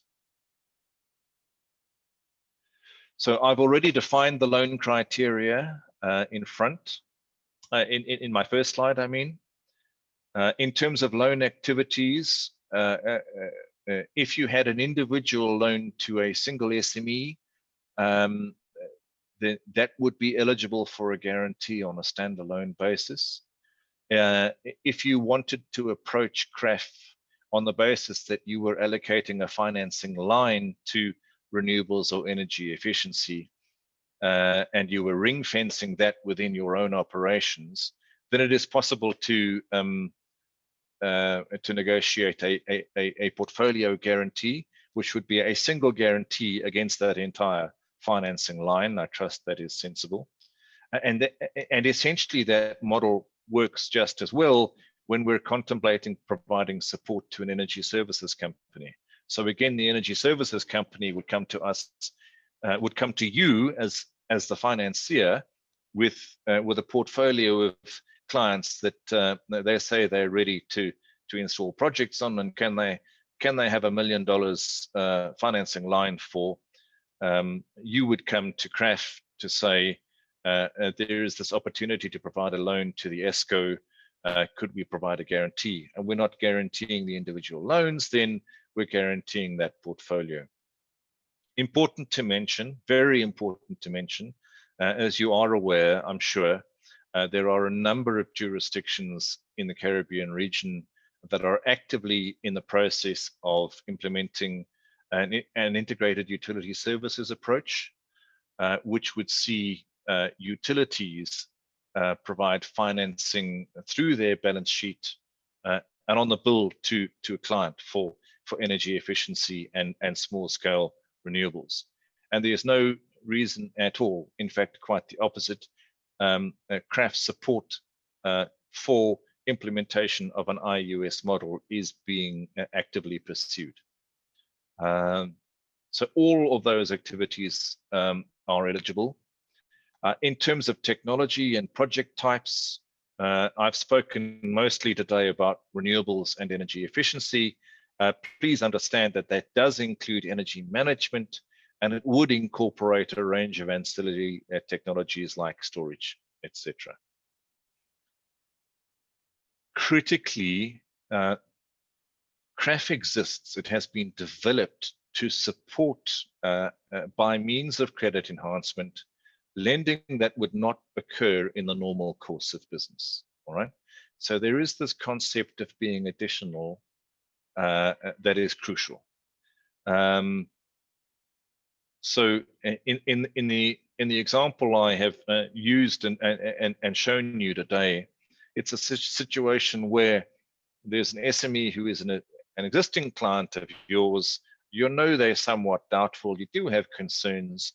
And in order to make the next loan, you would want to find an additional source of credit enhancement. That's why you're coming to us, and we'd need to test that, right? So what are the elements of that? Well, if you were supporting the first renewable energy project of its kind in your jurisdiction or in your portfolio, it would automatically qualify. If doing so is catalytic, all right, the test there is simply, would the loan have been made in the normal course? If not, then let's go ahead. At a level just below that, if providing the loan would increase the scale of your lending, so you'd offer $100,000, not $50,000, then it would qualify. And if providing the loan now, the credit enhancement now would speed up the process. So by receiving the credit enhancement, your credit committee is happy to proceed now, where it would otherwise want to wait for the next round of financial statements or disclosure from the business to see whether or not they are improving. Then that could be another reason to proceed. So additionality is an important concept. The way to think about it really simply is, if you wouldn't make the decision to lend in the normal course, then that's why CREEE exists, to try to provide that credit enhancement in order to allow that loan to proceed. Just to come back to this, I want to indicate again graphically and based on the same diagram that credit enhancement is available to the financiers, and it's available to any aggregator or energy service company or fund, including a utility implementing an IUS approach. And for larger SMEs, it may even be available directly to SMEs. So that is my summary. I could go on talking in great depth about this, and please feel free to ask questions I've not covered. But in the interest of time, I'm going to move ahead and talk now about the Technical Assistance Program. So the purpose of the Technical Assistance Program is to address knowledge gaps that have been identified, effectively thereby stimulating demand for and supply of renewable energy and energy efficiency funding. Along the way, by providing this collaborative, cooperative technical assistance program, we're hoping to increase technical capacity for project executions. So one of the things that that you did respond with quite, and there were a large number of you indicated this, that you felt there was a lack of capacity within the within your organizations to understand these technical details. So again, the technical assistance could be directed to address that issue. And ultimately, this is all about eliminating some of these barriers and seeing the sector as a whole grow. That is the interest of CRAF. So there is support available to energy service providers, whether they're energy auditors doing energy management, whether they're doing design and implementation of these kind of projects and/or operations and management. There is support under the technical assistance program for them. So energy service providers would be registered with, would become registered with CRAF. That registration process is very likely to be coordinated with other facilities like the CCREE project preparation facility. How that would work is that you as the financier would come to CRAF saying, listen, I need someone to help me to understand the key risks in this kind of lending, and to bring my internal team up to speed in doing all of that. What we would do is to coordinate with the project preparation facility of CCREE and others to identify the appropriate resource to provide that training, and then seek to facilitate that. Where we can't find those resources through another technical assistance program, we could deliver it ourselves. Another example of how we could deliver the support is you as the financier say, make us a commitment. You say you do actually want to get into financing this sector, but you would obviously require an energy audit that is comprehensive, complete, that would meet the standards across Q, that would leave you with the comfort that is needed for you to make your credit decision. And again, we would maintain a database of suitably accredited and certified energy service providers. Likely that database is shared with the project preparation facility of CCREE and others. But essentially, think of that as, okay, fine, you're looking for an energy service provider. We run through a drop-down list of energy service providers, give you a list of 3, and then facilitate a procurement process for you. Where the cost of that energy audit is something, again, that could be provided for through the technical assistance program. I trust I make these various things clear. In the end, what we're talking about is bespoke and targeted technical assistance. We want to be able to work with you to identify your specific requirements. You are a partner. We describe financiers who work with CRAF as financing partners, and we do mean that word, very important word to us. There is a partnership, so we are providing you with the additional forms of technical assistance you need to get comfortable with this type of lending. So that is what the technical assistance program will do. Again, I emphasize the role of facilitating access and collaborating with other TA providers, most notably, and our key provider will be the CCREE PPF. And ultimately, from our perspective, if we're using the TAPS funding directly to support technical assistance, we're doing so where we're sure that having done so, this will lead to the issuance of guarantees. To be clear, somebody who wants to come to us and say, you know, we don't know what renewable energy is. Please give us a presentation so that we can understand renewable energy. Just because our team wants to understand what renewable energy is, but nothing more, that's probably not something that we would support directly. There are other such facilities that are doing that kind of more general technical assistance, and we would again direct you to those sources for that kind of technical assistance.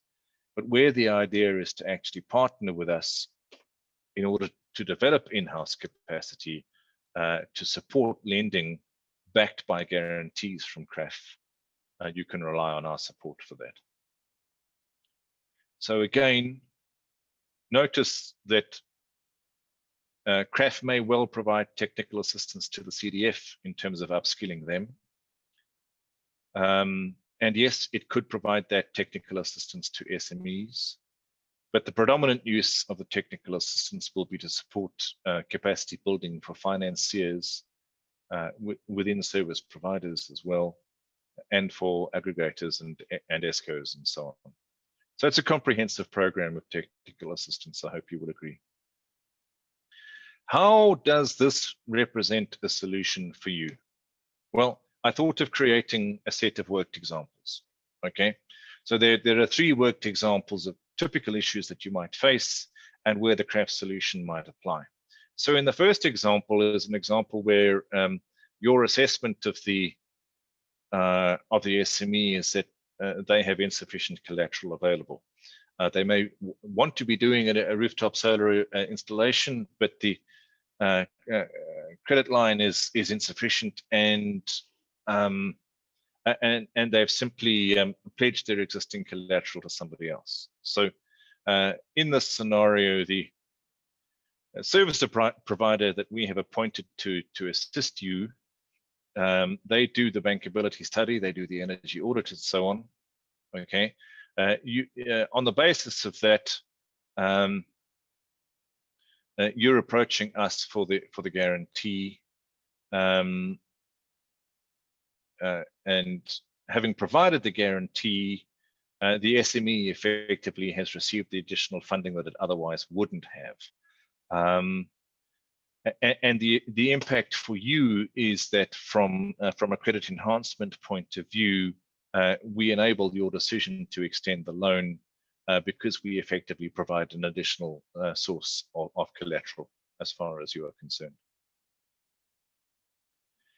The next example is one in which perhaps collateral isn't the key issue, but cash flow needs reinforcement. So in an energy efficiency retrofit scenario here, there's perhaps insufficient capital for the upfront cost, and there's no credit line in place, and so on. So yes, the SME approaches you, you approach us.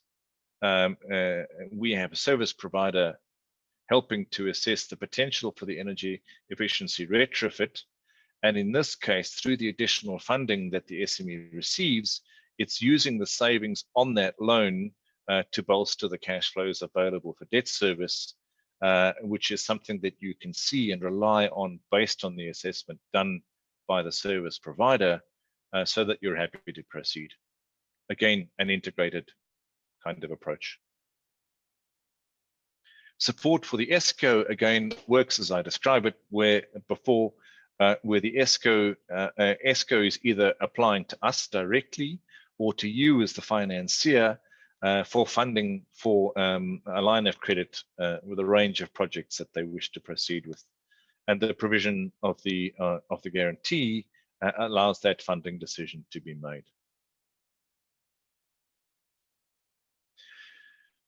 One of the very, very important dimensions of the CREEE that we are implementing addresses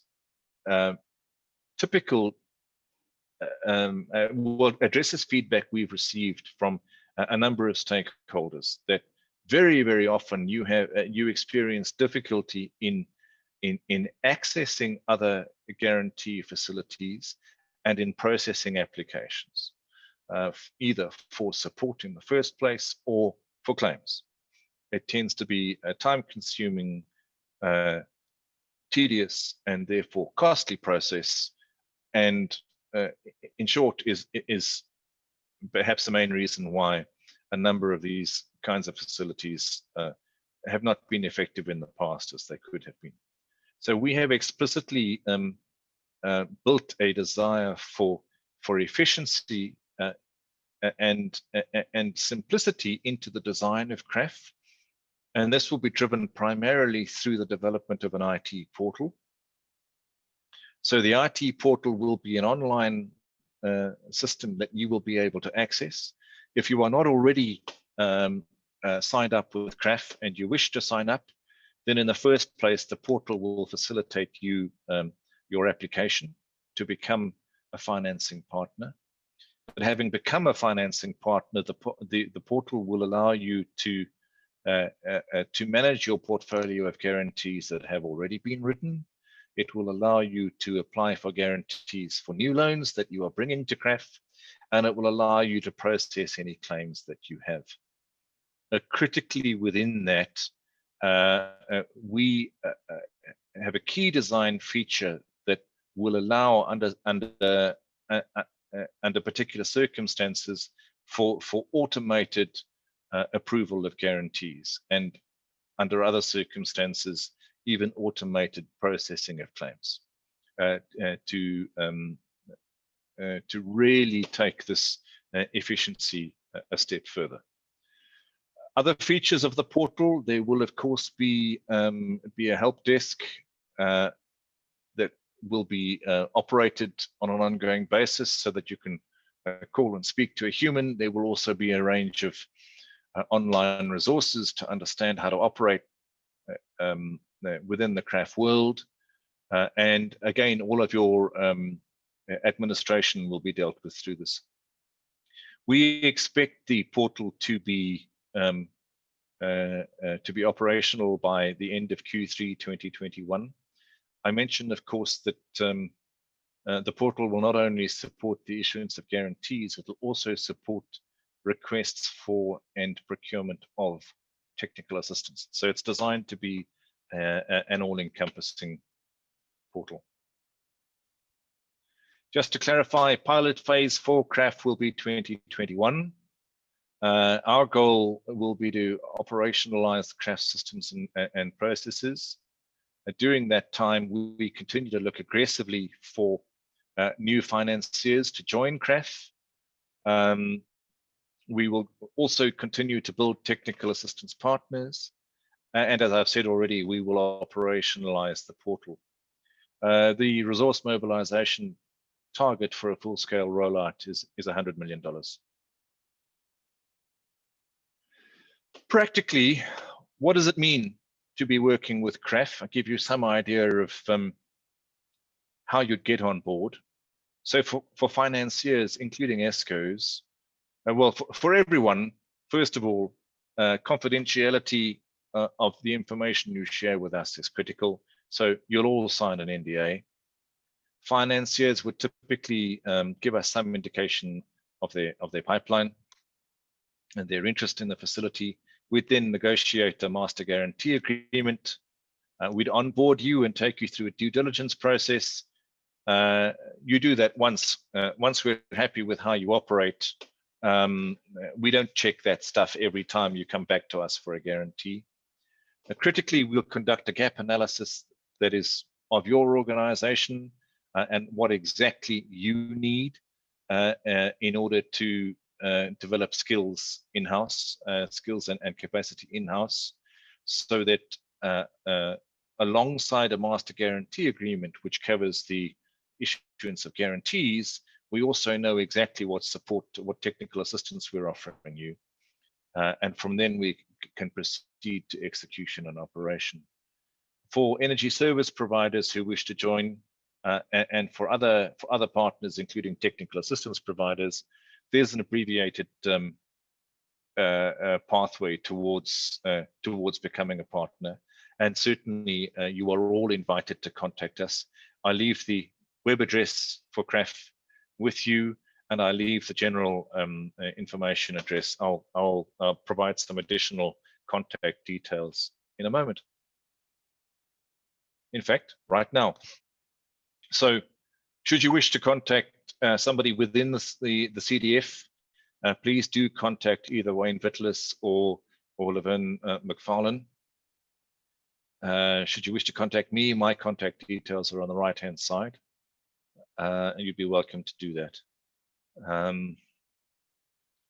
And that, thank you very much, Eugene, is the end of my presentation today. I'd gladly take more questions.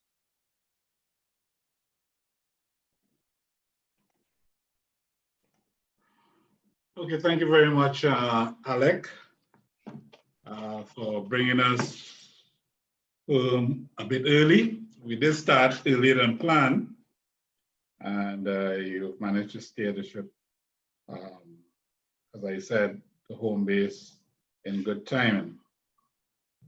We just had one question, but basically the slide that you had prior addressed that, in that we had a question from one of the SMEs with respect to what are the requirements to sign up with CRAF.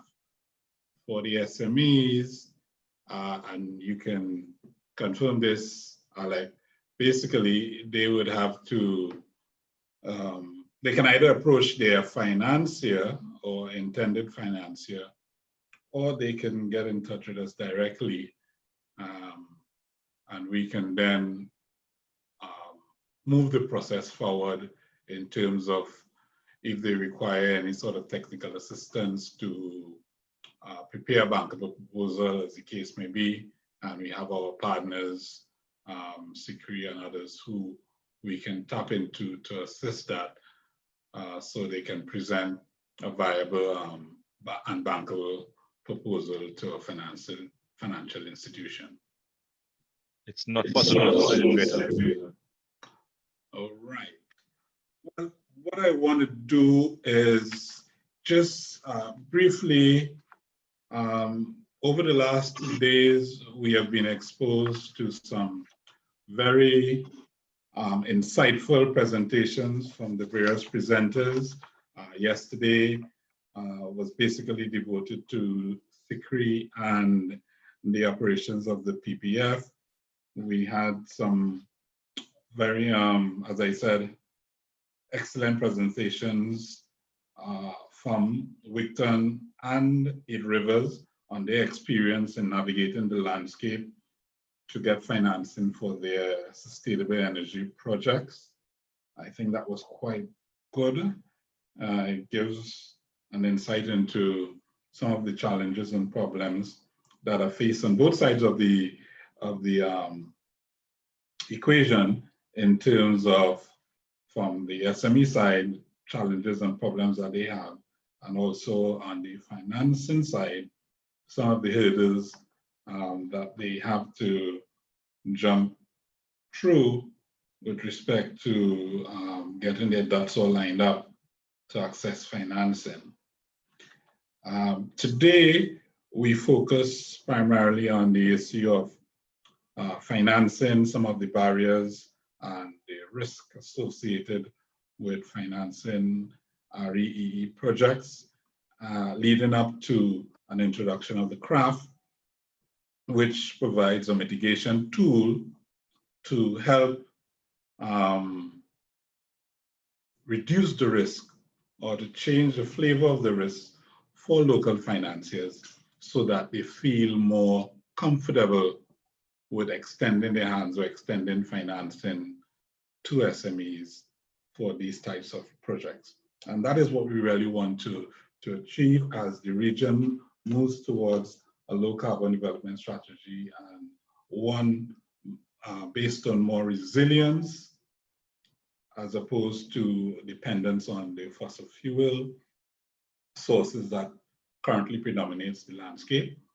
So as we seek to do that, we need to build the ecosystem and the infrastructure around our SMEs and citizens in the region so that they too can get on board and benefit from the use of renewable energy and energy efficiency to bring down costs and drive competitiveness across our various sectors of the economy.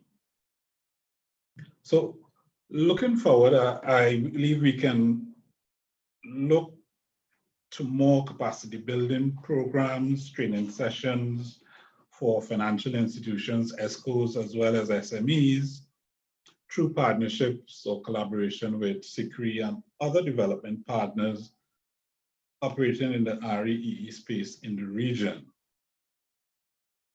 I just want to add that we are going to be sharing all the slides from yesterday and today with all participants, and that with respect to the CRAF and the PPF from CCREEE, there is going to be a soft launch of both of these vehicles towards the end of next month. Actually, the 25th of November, we're going to be having a soft launch of the project preparation facility, the PPF of CCREEE, as well as the credit abatement facility, CRAF, of the CDF. I would just like to thank both organizations, the teams from both organizations, CCREEE and CDF, for putting this thing together, primarily Charlene Budley and Sophia Vittal on CCREEE side, and our side, myself, Laverne McFarlane, and Wayne Vitalis. We'd also like to thank our partners who have been supporting us from the inception, which is the CARICOM Secretariat Energy Unit, the TAPSEC, and GIZ for their support in making this happen. So I see we have no other questions, Alex. So basically, what's left for me to do is to thank all the participants for supporting this training session over the last 2 days. All the presenters who made their showings, Mr. Ansel Brewster, the consultant from TAPSEC, Mr. Edison Galbraith, GM of the Development Bank of Jamaica, Mr. Earl Barrett from Wigton Farms, Ms. Angela Rainford from 8 Rivers, and Ms. Cornelia Schneck from CCREEE, as well as Charlene Budley. And last but not least, Dr. Alex Juba from Camco Clean Energy, who has been with us literally for over a year and a half, holding our hands through this process. And we are almost at the end of the journey. Special thanks to Camco and Dr. Juba and his team. And as I said, thanks very much to all those who participated in the session. I wish you all the best. And as we seek to advance, the low carbon development strategy in the region, CCREEE as well as CDF stands ready to support the Renewable Energy and Energy Efficiency Trust. These are just 2 products that we have developed towards this end. We will be coming out with more as time goes by, but just know that we are here to support our SMEs and the various sectors through this. So without further ado, I wish you all the best for the rest of the day, and have a very successful weekend. And this brings to a close the training session. Thank you all again.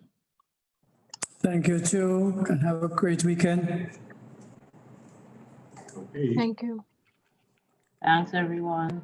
Take care. Thank you.